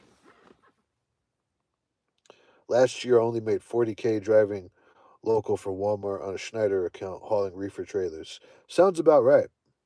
If there wasn't money in it, there wouldn't be people doing it. Well, Ghost Trucker wants to argue. Probably because he knows I'm right and he's broke and he ain't making shit. And probably because he feels like, he can't do anything other than trucking. But Ghost Trucker, if you just put some effort in, you probably could do something other than truck driving, right? There's a lot of people that are doing trucking because it's a revolving door. The average trucker lasts about 2 to 3 years and then they quit trucking and they move on to something else. You know why that statistic is there? It's because when you're about 3 years into it, like me, you realize that there's not a lot of money in it. So you're like, well, why am I wasting my time on a job that's not paying me anything? I'm going to go do something else. And then when they go and do something else and they invest their time somewhere else, it the payoff is better. The payoff's going to be better in electrical or plumbing or pipe fitting or whatever, or you know, fixing escalators or just anything, right? It's going to be the payoff's going to be better outside of trucking. Why are there people that still do it? Because they don't know no better. Because just like me, I didn't know any better. Now that I know better, I'm in my third year. Yeah, this is about the time when people usually stop truck driving and they go and do something else because they realize that it's not in over the road and it's in local. And they try to get local jobs and the competition is just fucking crazy because nobody wants to run OTR and everybody wants these local jobs. And if that's the case, I'll just go do something else, dude. Jesus Christ. Motherfucker really got nothing better to do than to ride a motorcycle at midnight, dude. What the fuck? Even some local jobs don't pay you shit. That's why I quit JB Hunt. They only pay for miles and stops, not pre trips or yard time. Yeah, you see? Dude, that's bullshit. That's bullshit, dude. Safe driving and clean MVR will get you a job that pays good in trucking, but prepare to work 5 days a week. Dude, everyone works 5 days a week, and that's not true. That's not true, dude. A safe driving and a clean MVR It's not true, dude. There's so many people that have that. Most CDL holders have a clean driving record and a clean MVR. I know there's a lot of accidents, but for the amount of semi trucks you see on the highway, most of them are not getting into accidents, dude. A lot of people have a clean background in MVR, like me, dude. A lot of people have that shit. That's the problem. There's too many people that have CDLs, dude. The job market is saturated.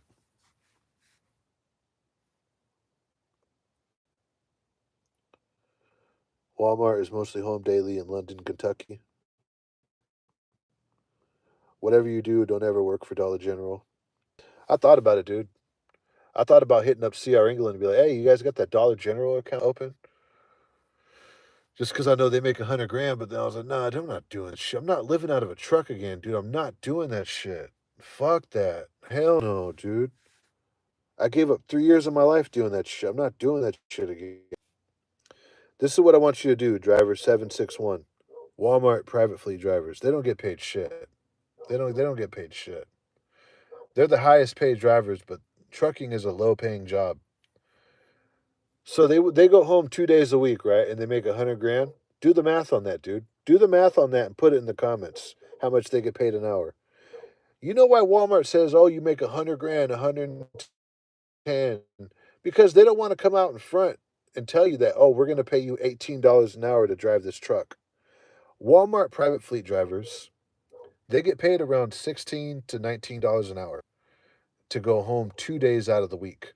So you got to calculate all the time and fuck the sleeper berth and all that, dude. No, no, no, no, no. They're at work 24 hours a day, 5 days a week. So do the math on it, right? This is how you do the math, right? To figure out what any trucking job pays. 100 grand. Okay, so you got the pay, 100,000. Now calculate the hours, right? You got 24 hours in a day, 5 days a week, right? And once you get that number, multiply it by 4 weeks in a month, and then multiply that number by 12 months in the year. Now you got your hours, and it comes out to like 5 or 6 thousand hours. And then you multiply that by, I mean, like, then you divide that into that 100,000, and then you'll see that Walmart private fleet drivers, they get paid around like 16 or $18 an hour. They don't get paid shit to drive that truck. It's bullshit, dude. It's bullshit. Elon Musk just laid off 15K people. Oh yeah, I heard he laid off people in Fremont. Hopefully my homeboy didn't get laid off. I got some homies over there at Tesla. I'm trying to get back into Tesla. I applied for a bunch of food service companies in the Bay. They all send me an email saying, "We decided to move forward with other qualified applicants." Dude, that's what I'm talking about. See, there's finally someone else from back home who's doing the same thing that I'm doing, dude. Zaid, for real, bro. That's all I've been getting. Zaid, what food companies have you been applying for? I applied for U.S. Foods in Livermore. I applied for Cisco right here in Modesto. Um, what other food service companies? I know there's Harvest. You can hit up Harvest in Union City. They pay you 28 an hour. It's a 4 a.m. start. Um, I'm gonna try Sprouts. I haven't applied for Sprouts yet. I'll apply for Sprouts, but man, it's just I don't know. It's just bullshit, dude. I'm sick of seeing that. I'm getting that same. We've decided to move forward with other qualified applicants, dude. I've seen that same email from Waste Management, Recology, all kind of shit, dude. So I'm like, you know what? Fuck this then. Then this isn't worth it. I'll just go back to school, do something else. Well, why are they still doing it? You say 2 to 3 years. They go local. That's a fat lie. Ghost Trucker, it's late. Go argue with your old lady, dude. I'm not going to keep repeating myself. You're mad because you know that I'm right. You know that truck drivers don't get paid shit. Dude, you sound like Pendejo. You're over here defending this shit. You don't get paid shit. Truck drivers don't make a lot of money, dude. And if you want to say otherwise, then I don't know. Maybe the sky is red instead of blue. Dumbass, dude. Most places are revolving doors. That's why companies don't care about employees. Mm, no, a lot of places are. Maybe it's most, but there's good jobs out there, dude. There's definitely good jobs out there. It just, some of them require an education, some of them require a skill. People who get into like a good job, like at a school district, they usually stay. People who work at the post office, they usually stay. People who work for BART here in the Bay Area, which is our subway, they usually stay. People who work for, fuck, I don't know, Google, they usually stay until they get laid off, right? Not everywhere is a revolving door. Any advice for beginners? Just got my license. Go do something else? Honestly, don't waste your time with this shit, dude. If you're in debt, work out your contract, right? Pay it off. Um, Go to a mega carrier, put in your time, and then try to go local, and then you're going to be in the same boat that I'm in, and that Zaid's in the chat. You're going to apply for Cisco, U.S. Foods, and all these local truck driving jobs, and because they got so many applicants, because by the time you get 2 or 3 years in, you realize that over the road is not where the money's at. You're not making any money. And you realize that the money is in local truck driving. So you try to go get yourself a local job, and all of these companies are going to tell you pretty much that they don't need you, that they've moved on with other qualified applicants. They don't need you, right? Then you're going to look back on those 3 years that you spent, like me, and you'd be like, well, fuck, I could have spent these 3 years as an electrician or a carpenter, and I could have had like 4 or 5 raises by now. But instead, I lived out of a truck. I paid off a lot of debt. I paid off 17,000 in bad debt quicker than I would have, paying rent somewhere. So that's cool. But besides that, I feel like it was a fucking waste. I feel like it was a waste of time, dude. Because unless if I want to go back over the road, but if I want to get like something that's actually going to make me some money, like local truck driving, and I can't get it, and I'm qualified, what the fuck am I doing in this shit, dude? I might as well go do something else. Tech companies are laying off workers too, so there's no stable job in this market. There goes the better learn to code.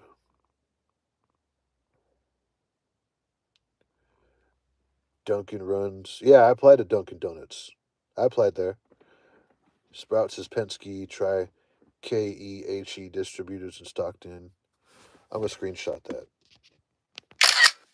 Sprouts is Penske. Yeah, no, I was at a Penske yard with Harvest. Okay.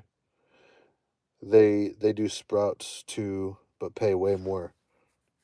Penske KEHE distribute. Okay. All right, I'll check that out. U.S. Foods, Livermore, Cisco. Oh, this is all the ones that he applied for. So Zaid's in the same boat as me. He's up here in the Bay. He applied for U.S. Foods and Livermore, the same one I applied for. Cisco and Modesto, same one I applied for. McLean and Tracy, I applied for McLean too. Performance Food Group, Livermore. Yeah, no chance, dude. Yeah, and I bet you Zaid's probably applied. And I guarantee you Zaid's got about like 2 or 3 years in the game like me, dude. Good, clean driving record, everything, background, everything, right? And you apply for these companies, and it's like, man, this is bullshit, dude. This is dumb. This is stupid. Yeah, bro, these trucking companies, they just don't need us. There's no driver shortage. They must have hella fucking applicants. They don't need us, dude. I would be fucking lucky as hell to get hired by Cisco. I would be really fucking lucky, dude. I'd be extremely lucky because no one's getting hired right now.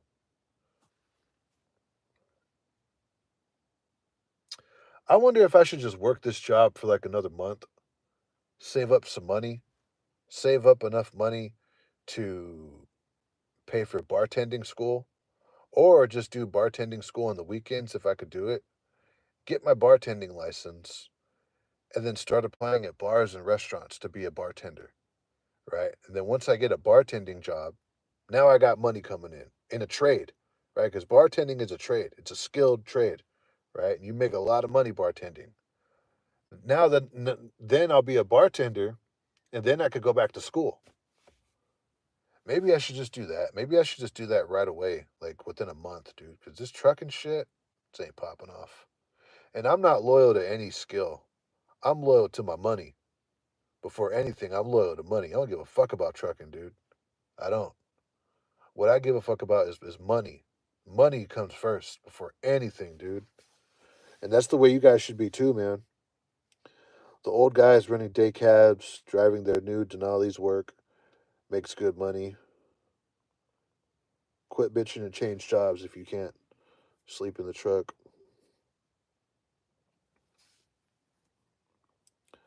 I was 18 wheeler trucker. I've been driving a city bus for 2 years.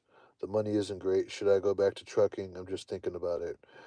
Look, at the end of the day, you guys do whatever you want. You guys do whatever you want, right? I don't know how old you are. I was 19. I was 18 wheeler trucker. All I'm talking everyone's situation is different. Some of you guys are retired from other places collecting pensions. Some of you guys are married and have a lot of kids and you have a lot of overhead. You have bills and rent and mortgages and car payments and right? Everyone's in a different situation. All I'm talking about is what I'm going through. And I'm 31 going on 32. All I know is I need to make money and it seems like there's no money in trucking, right? Unless if you want to have completely no life and live out of a truck and do over the road. But dude, I got to start making money, bro. I got to start making good money. I'm getting older. I'm too old to be making 57,000 a year, dude. I'm too old for that. That's like, dude, I was making that when I was like 25 years old. I'm 31. When I was at Tesla, I was probably making more than that. Dude, this is not working. I'm going to ignore some of these trolls, dude, because you guys just don't get it. Or you guys get it and you guys are offended. Truck drivers don't make a lot of money. They just don't. And if that pisses you off, that's your fucking problem, dude. If you live in California, I think the Democrats, um, Tri Performance Food Group, I applied there, dude. I've been applying everywhere. I think you're in a bad area. That's only getting worse. Get out of Dodge. Nah, man. California. It's, I mean, yeah, we have problems. No shit, we have problems, and it's highlighted by the media. But that's a lot of you guys watching from other places, right? Once you get out here, California is the place to be, dude. You make a lot of money in California. You just do. And there's so many opportunities out here in California. And just for the fact that I'm here in California lets me know that I don't got a truck drive. There's so many other things that I could do out here, even without a college degree. So everything costs more because of these. The problem is you need to make 100K to have about the same quality of life as you make 50K in Mississippi. Yeah, but who the fuck wants to live in Mississippi? I would never live in Mississippi or Missouri or any of that shit. Dude, I'm the type of guy, I want to live in the area popping. Vegas, LA, San Francisco, New York, Miami, Chicago. I'm a big city guy. I am not like some middle of the country, small town. No, dude, that's not me. Can't do it. You need a license to tend bar. You mean bartend? Well, yeah, it's called a bartending license. Yeah, you do. If not, then you're gonna have to like become a server and work your way up. You could like jump right into it with a bartending license. They have bartending schools where you learn how to bartend. That's a skill right there, dude. And believe it or not, they a lot of them make a lot more money than truck drivers. right? Overall, I get mad at my boss. I got mad at my boss and left the house out of a bed to ride her to ride her down the road. What the fuck are you saying? I got mad at my boss and left the house out of bed to ride her down the road with a Toyota account and got an offer for a home daily, 1,250 a week minimum pay, and had my interview and canceled.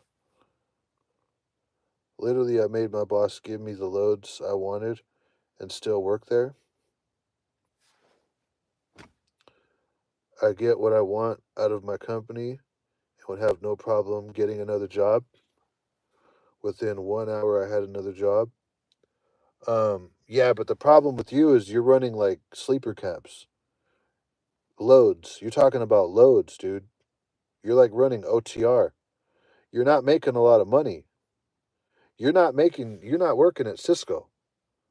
See, these motherfuckers just don't get it. They don't get it or they don't want to get it, dude. They don't want to face the fact that they're not making a lot of money for the amount of time that they're putting in on the job. That's why, dude, you could easily go from like one OTR company to another. And it doesn't really matter whether you're hauling cars or reefer or dry or none of that matters, dude.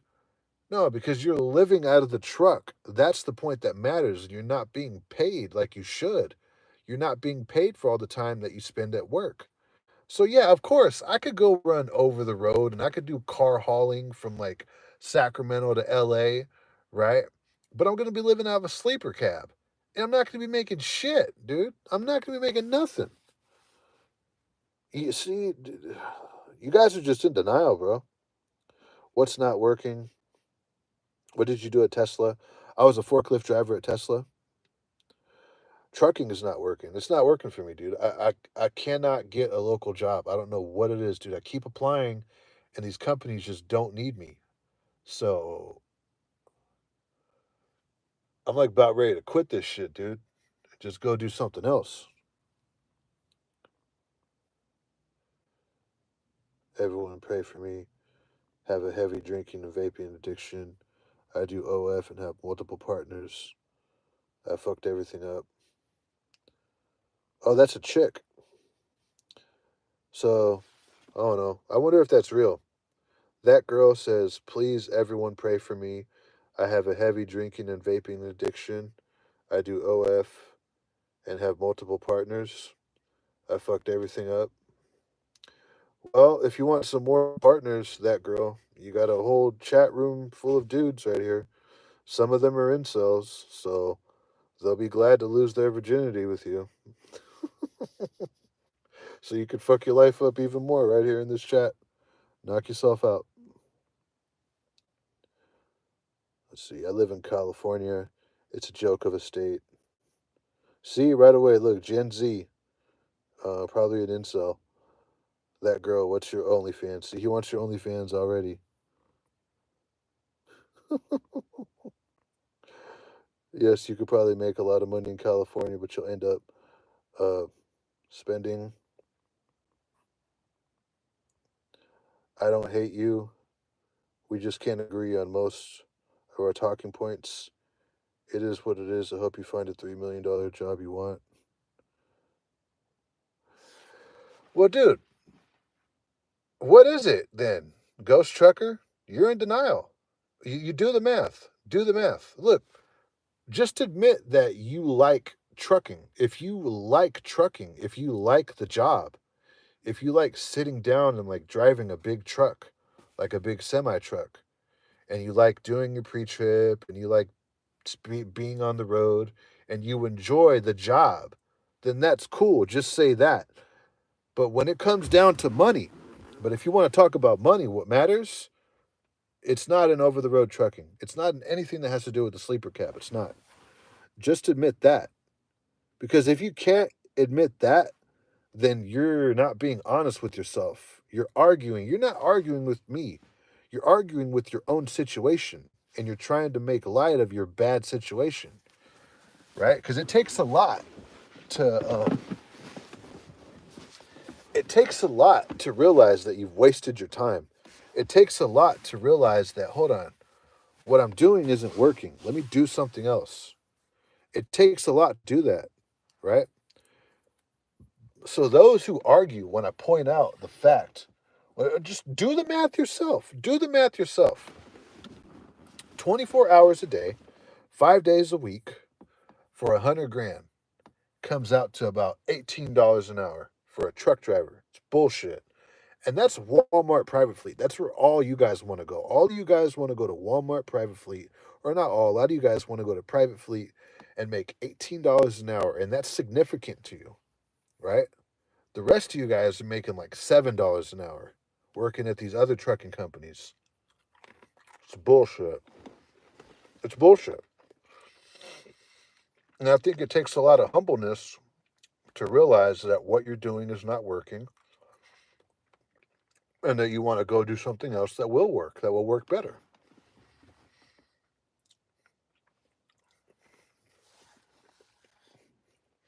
I think that's why you guys want to argue, because you guys don't want to admit the fact that you guys aren't making a lot of money and that your job's fucking you over.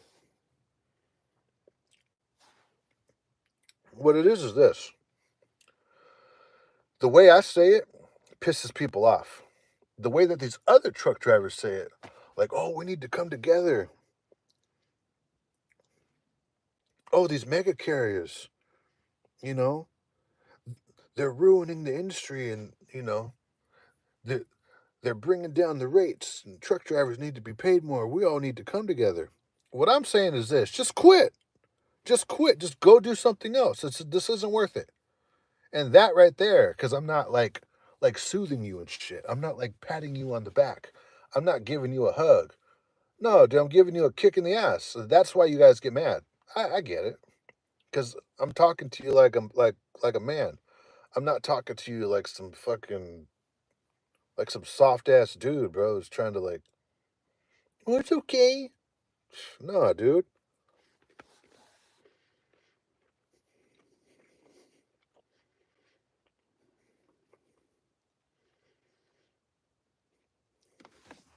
Lived in the middle of nowhere, Kansas, and came back and got homesick after 3 months.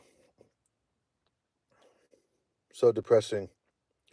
Came back to California. Yeah, bro. Uh, I wouldn't want to live at most places in the United States. If I left California, I'd probably go to the first stop would be Las Vegas, which is basically still California. And outside of that, Corpus Christi, Texas, where Selena's from. And outside of that, New York City. And outside of that, Florida, right? And outside of that,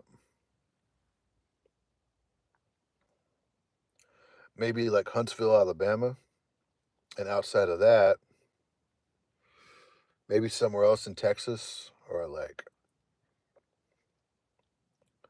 maybe Albuquerque.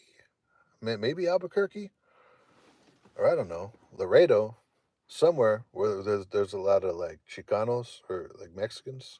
I don't know. I have no idea. I'm just gonna stay here in California. How about that? Has anybody ever told you you look like Bill Anderson?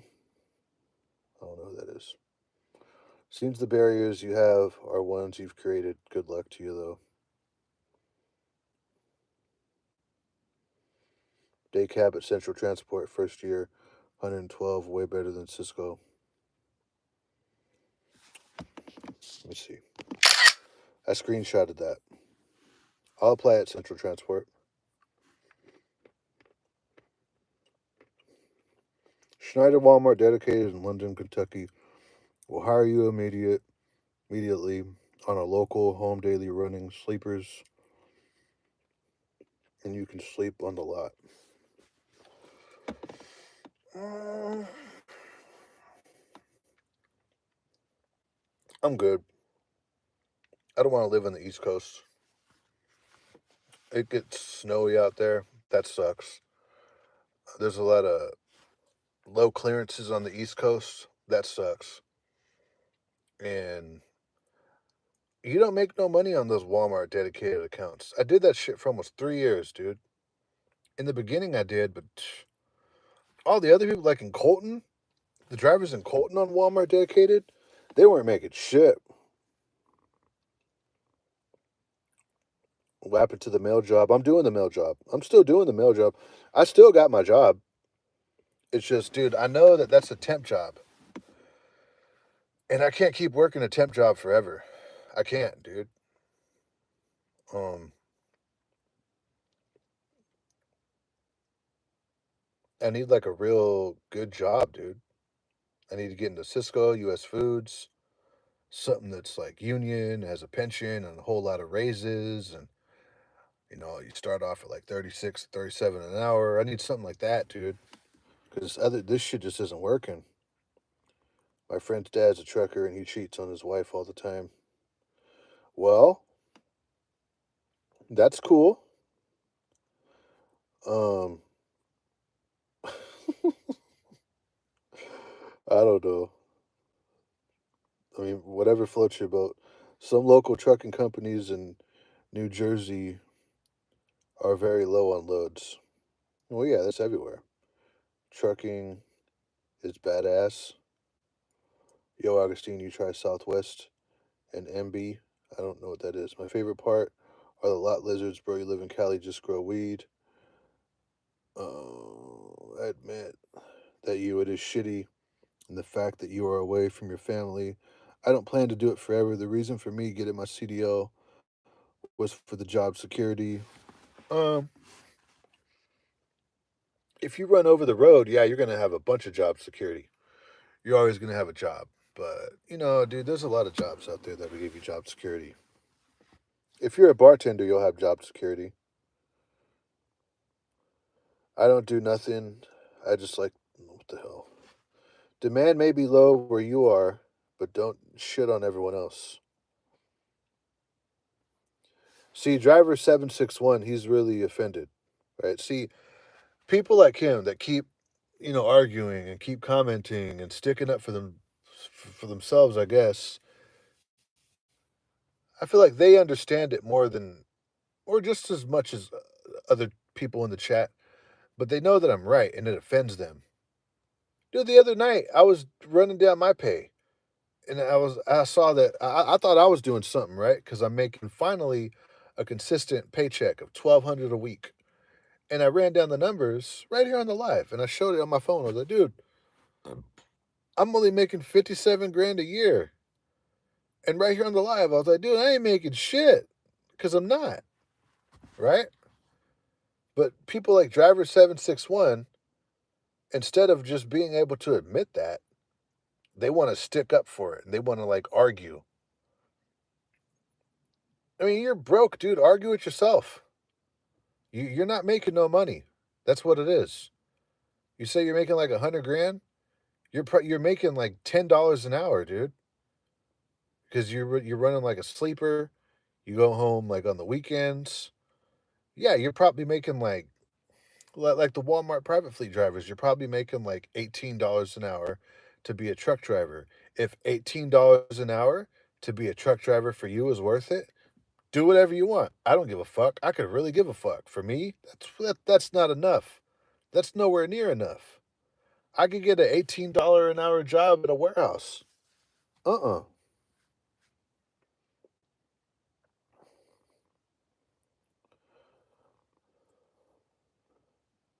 Ain't no baby, I'm a grown ass man. If trucking really paid well, you wouldn't have truckers, you wouldn't have half these truck drivers, YouTubers soliciting donations on their YouTube. Damn. Who's doing that? Who's over here asking for money as a truck driver YouTuber? That's kind of crazy. I know Alex Nino, he gives away money, which is cool, but I've never seen anybody talking about like donate to my content. Is there someone doing that? Well, what trucking channels do I watch? Every now and then I watch Alex Nino. I don't watch Alex the trucking guy. He's just fucking corny. Um, I watch Mister by the Mile mainly to see if he's talking shit about me. I watch Tommy Unfiltered. Nobody that I watch is asking for donations. Shelby, I don't think she asked for donations. Who's doing that? That's crazy. That's nuts.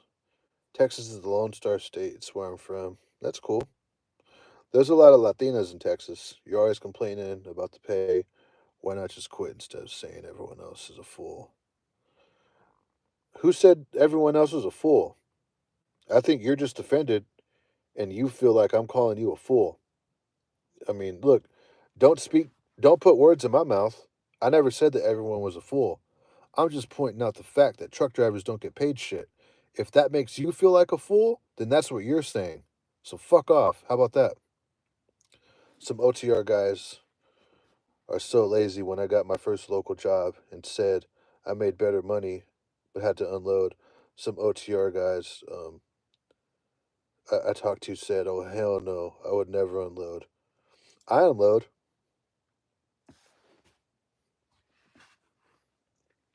That's true. I think that's why they talk about Cisco and U.S. Food and say, "Oh, you're gonna work for every dollar that you make." Motherfucker, I've been doing that all my life. I've been doing that shit literally all my life. When I was in construction, when I was doing warehouse jobs, when I was doing odd jobs, Uber driving, when I was at the lumber yard, I've always been working for every dollar that I've made. I've always worked hard. I have no problem with working hard. Right? I do. I'd rather do that. I would rather like unload boxes and work hard and be with a union company where there's a pension and all the trimmings, it's just really hard to get in, man. It's just really fucking hard to get in, dude. It's bullshit.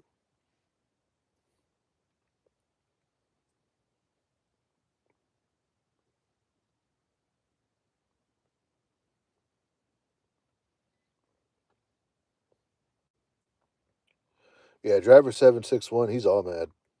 I really pissed him off. His panties are in a bunch. Yeah, Luke, I'm still doing the mail job. I'm still doing it. Any forklift license? Well, I don't got a forklift license, but I got a lot of forklift experience. I was doing forklifting at Tesla and at the lumber yard and on a few construction sites here and there. I would hop on the lift to unload trucks if there was one around. I know how to operate a forklift. You need a new career, not a new job.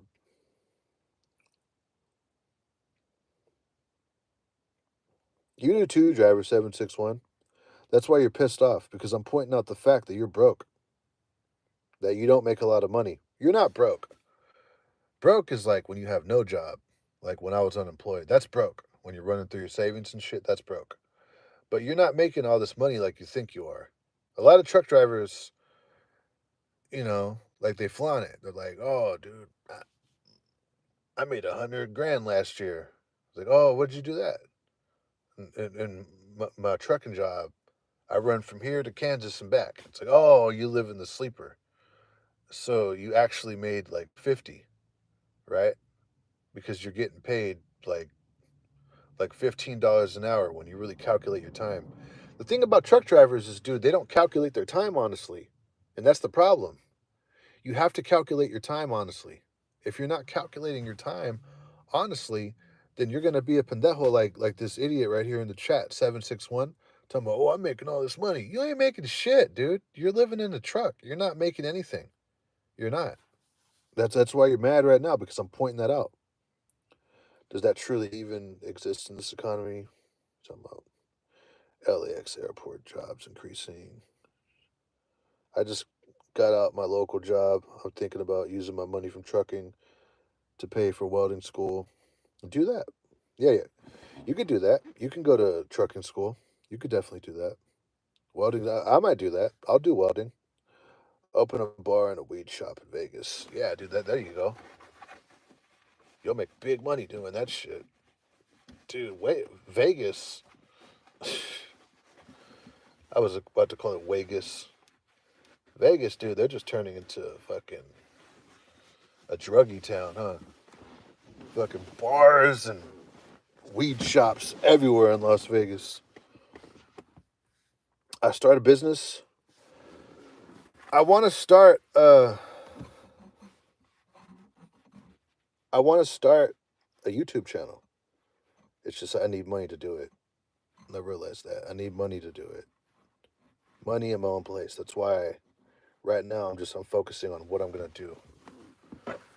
If this trucking shit doesn't work out, if I can't get a local job, then I gotta move on. Cause yeah, dude, there's just shit. If this isn't popping, dude, I gotta do something else. Look at, they're all mad. I'm not offended. It's just distasteful how you paint a picture that wasn't meant to fit you to begin with. I will admit, OTR doesn't pay the best, but the money you can save is pretty ridiculous. That's exactly what I said, dude. I've been telling you guys that I paid off all that money. And you are offended. I'm not offended, but it's distasteful. To even say a fucking gay ass word like that, like distasteful, you're offended. You're definitely offended. I'm not offended. It's just distasteful. Get the fuck out of here, dude. Jesus Christ. See, people, they're not ready for real authenticity. See how I'm not afraid to talk shit to my own subscribers right here? I'm not like these other guys that are just like, oh, yeah, you should have liked my video. Nah, man, we're kicking it. And I assume that we're all men right here and we're all grown men, and you guys aren't getting like really offended and getting your panties in a bunch. Man, some of you motherfuckers wouldn't last on a job site, like in construction, when the boys are, by the lunch truck shooting the shit, talking shit to each other. You guys would get all mad and probably come back and shoot the place up. You guys wouldn't be able to take a joke on a job site and like shoot the shit with the boys and shit like that. Hell no, you guys be getting mad, dude. You guys be getting offended. You guys be getting all mad. But why didn't you listen to me for night ports in Rancho Dominguez? I told you no Vegas. Um, what ended up happening with that? Rancho Dominguez. When I applied, they weren't hiring in Rancho. They sent me straight to Vegas. They said all they had available was Vegas, LA, and Arizona, and that was the ports. And they said I could go from Vegas to Rancho, and that was the other yard that I would be using to do layovers and shit, or to wait for like my container to be ready in the Long Beach ports. But um, they said it was either that or OTR. And then I got hired. So I did get hired for that Rancho Dominguez position, because I was going to go from there to Vegas.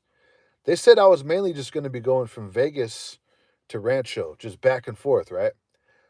And then every now and then I'd be going to Arizona.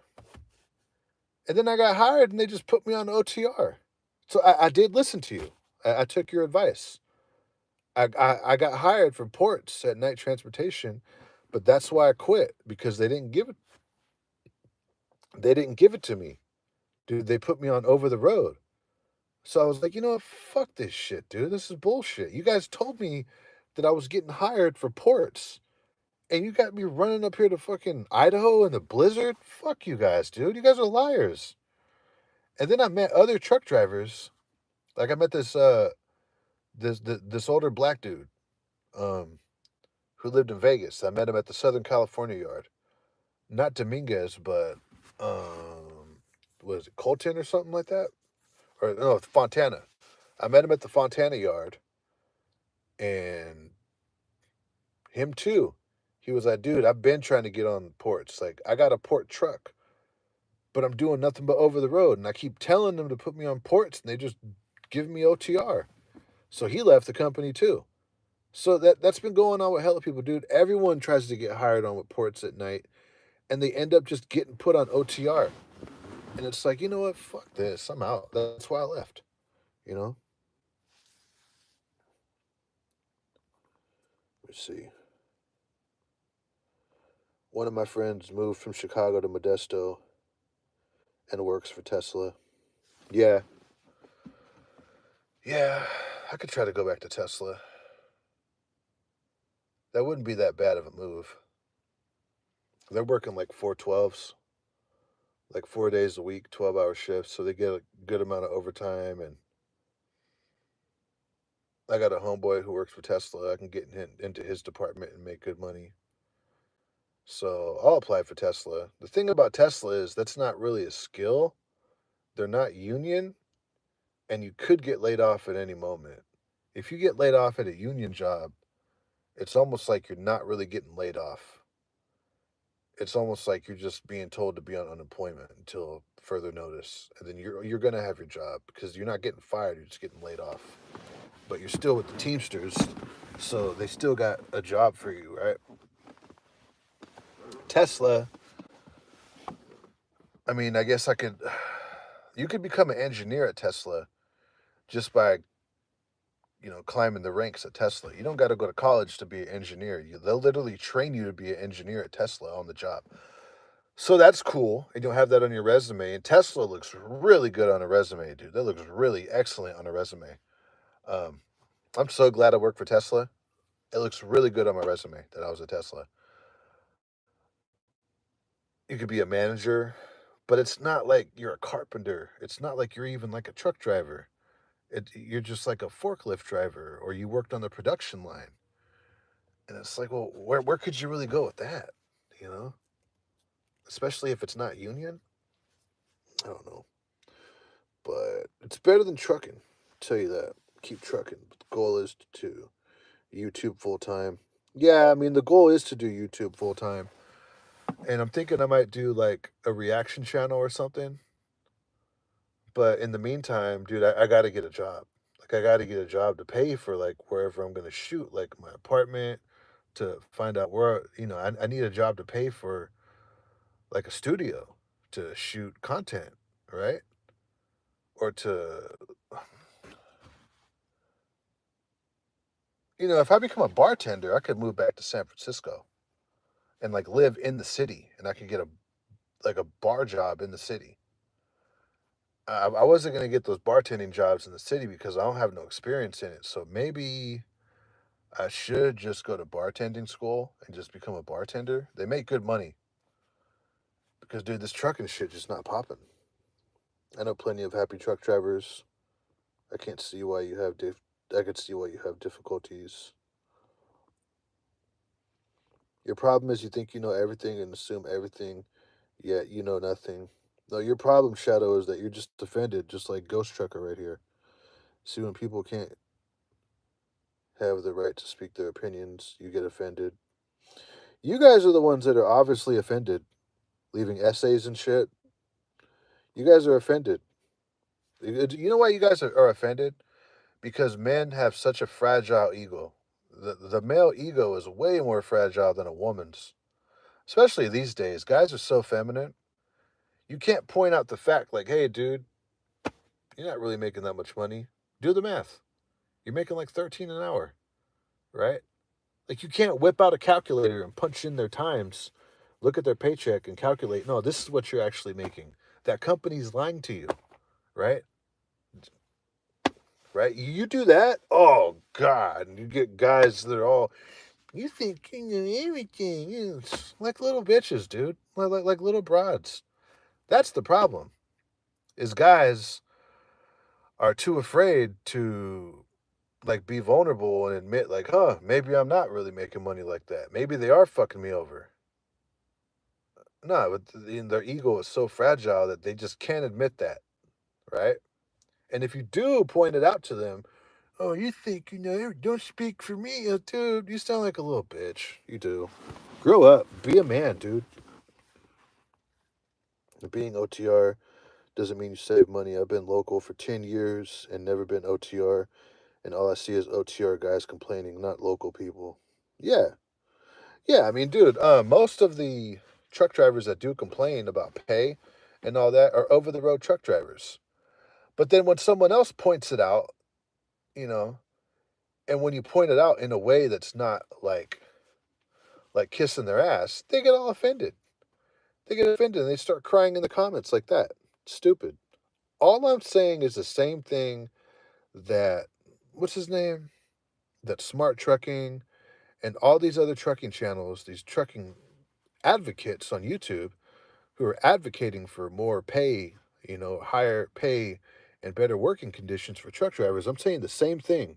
It's just when I say it, you know, I'm talking to you like we're the boys in the locker room shooting the shit, and then it weeds out all the beta males, all the little pussies who don't know how to like how to shoot the shit with grown men without getting their panties in a bunch, without exposing the fact that their ego is so fragile and they get offended and they can't just kick it with the boys and talk like men because they're too fucking soft and they get, these are the guys that would come back and like try to shoot the place up or try to like fight you and shit.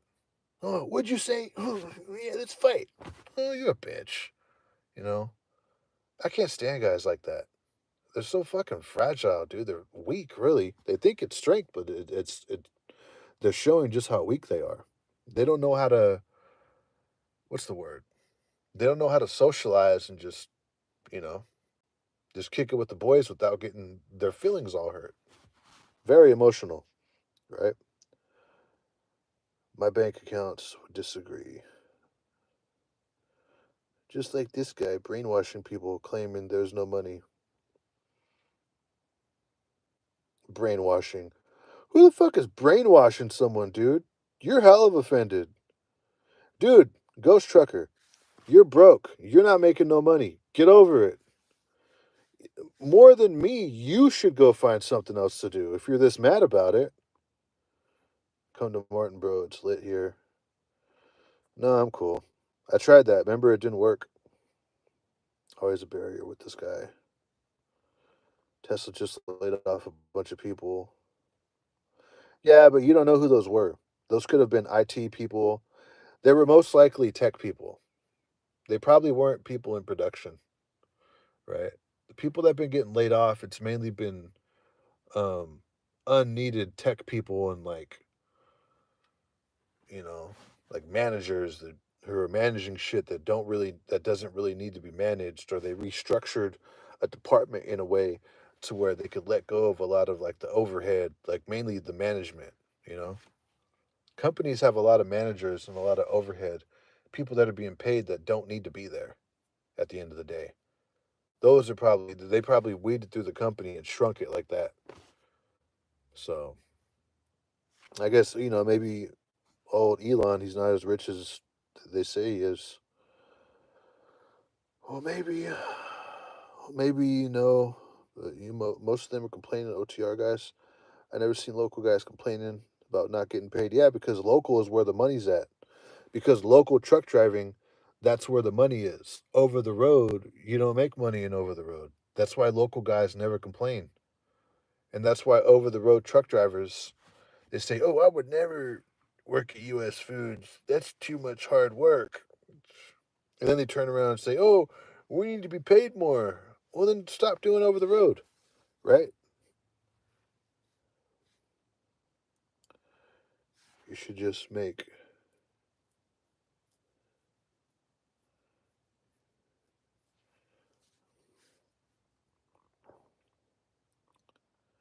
You hear about these alpha boot camps? Yeah. You know what would be funny? If I went to like an alpha boot camp and I wore my beta male shirt. I got a shirt that says beta male. I got an alpha male t shirt. I got a daddy as fuck t shirt. I got an alpha as fuck t shirt. And then I got a beta male t shirt. And the beta male t shirt is it's like a almost like a bright green. I should go to one of those alpha male boot camps in my beta male t-shirt and just act like I'm a little wimp or whatever. Like, oh, just act like a complete idiot, just to the point where I'm like kind of making fun of them. Like I should go to an alpha male boot camp with my beta male shirt and act so stupid to the point where they just kick me out. That would be funny. That'd be hella funny. I tried contacting you to hook you up. I can make it happen for you still, Rancho, pets, or ports, or nothing at all. This is better. That's why everybody wants it. Well,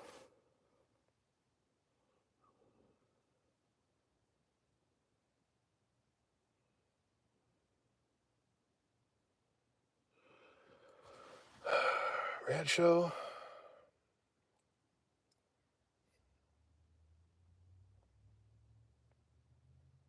what are you making over there?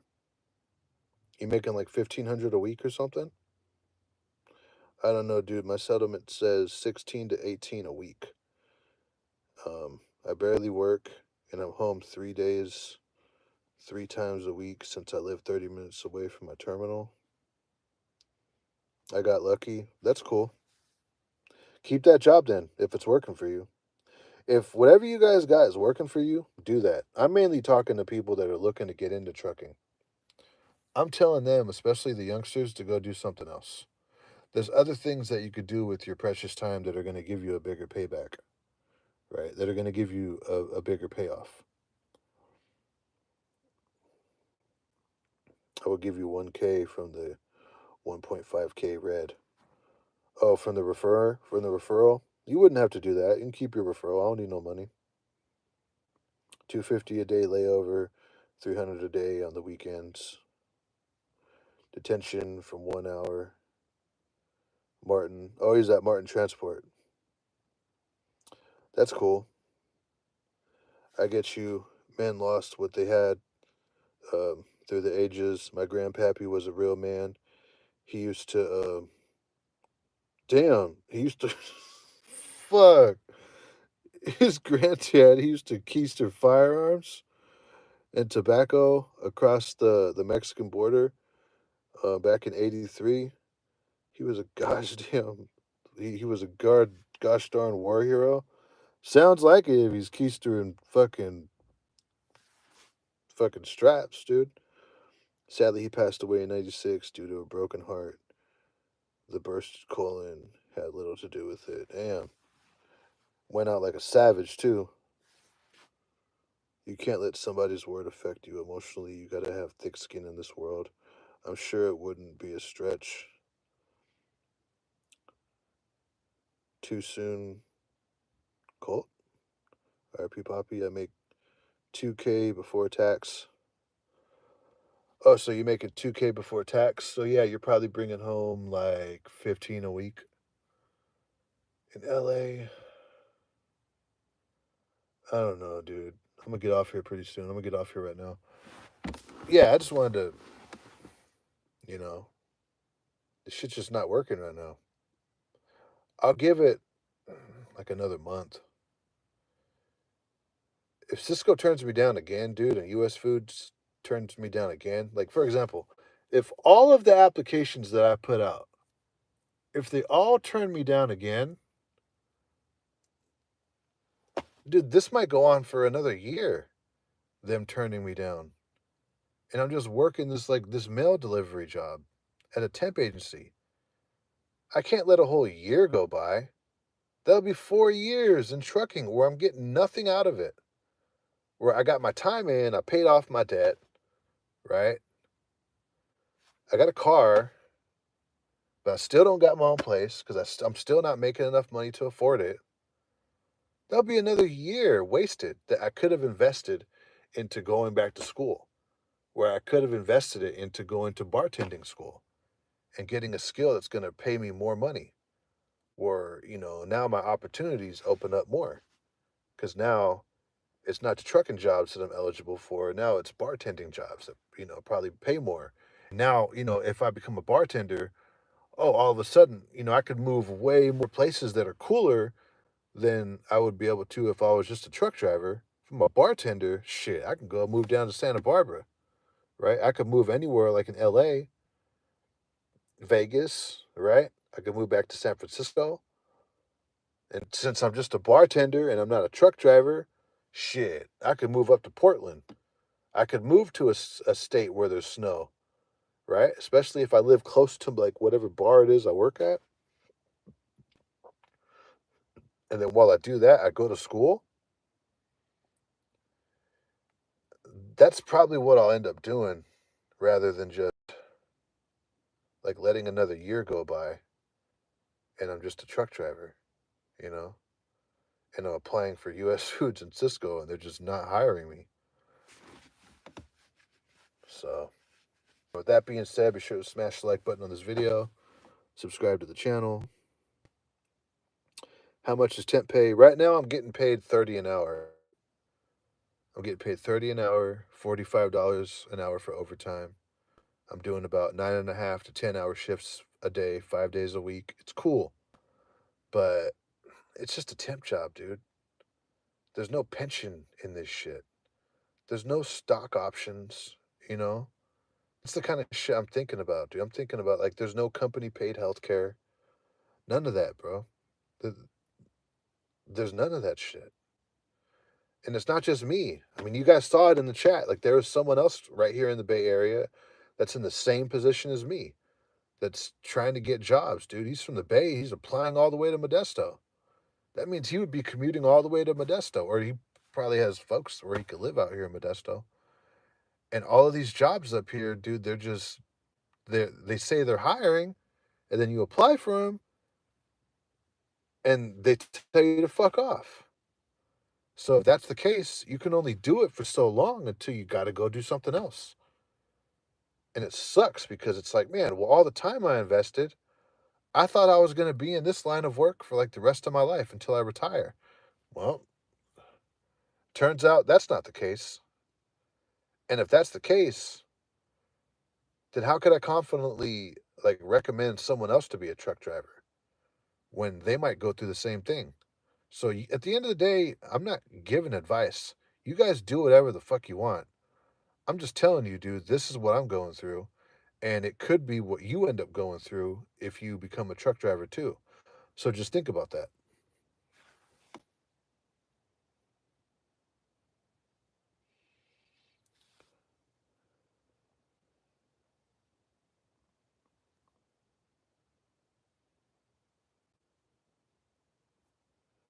You got all your endorsements too, bro.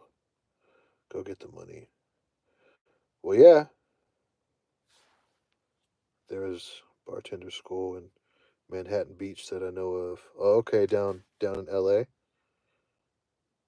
You would be close to the beaches and nice areas if you're at Rancho.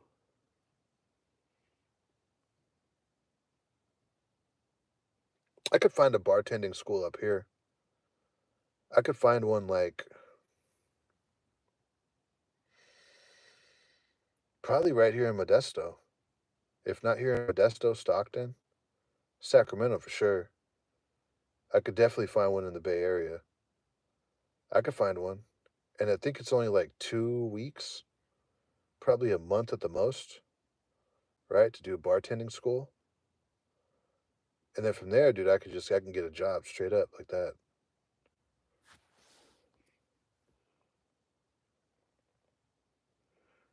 I'm burnt out just as a yard dog. Yeah, yard dogs work hard. Make more YouTube videos. I will. It's just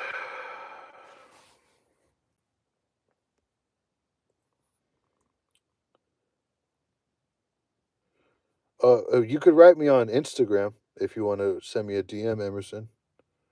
I used to hate trucking just like you, but my first 6 months was a nightmare until I went to Martin.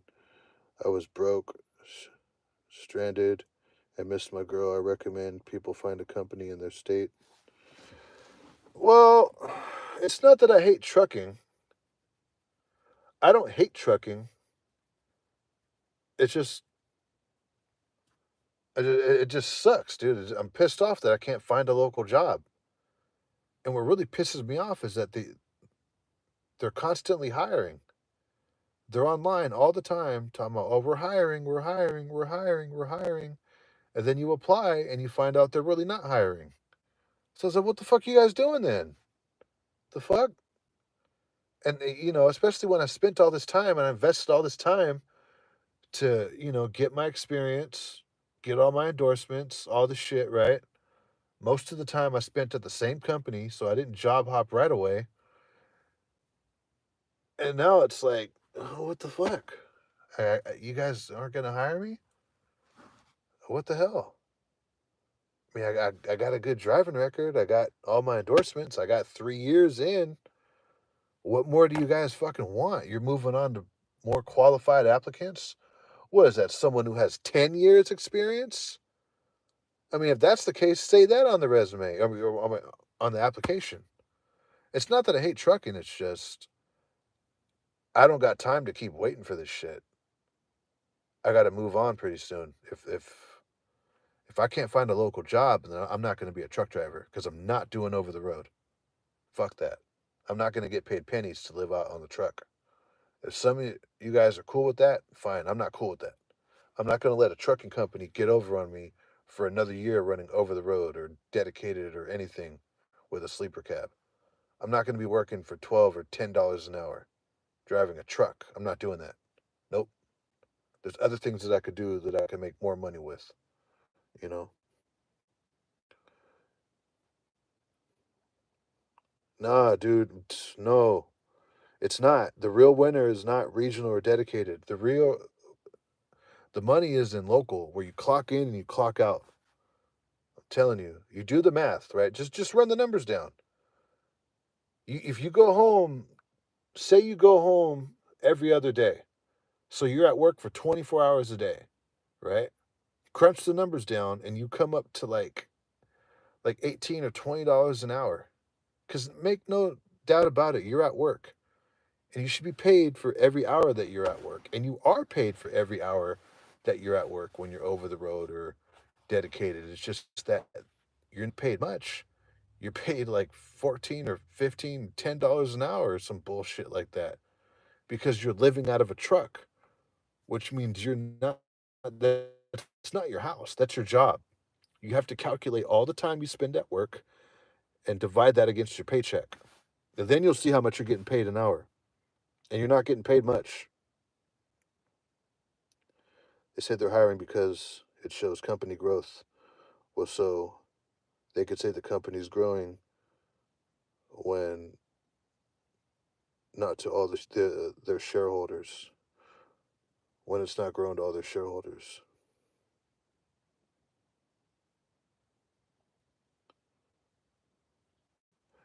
All right, I'm gonna get out of here. You guys could argue with this shit, but truck drivers don't make shit. They get overworked and underpaid. And I'm about done with this shit, dude. If I can't get a local job, I'm moving on. And with that being said, be sure to smash the like button on this video, subscribe to the channel. Just something to think about, right? I'm not giving advice. I'm just telling you what I'm doing.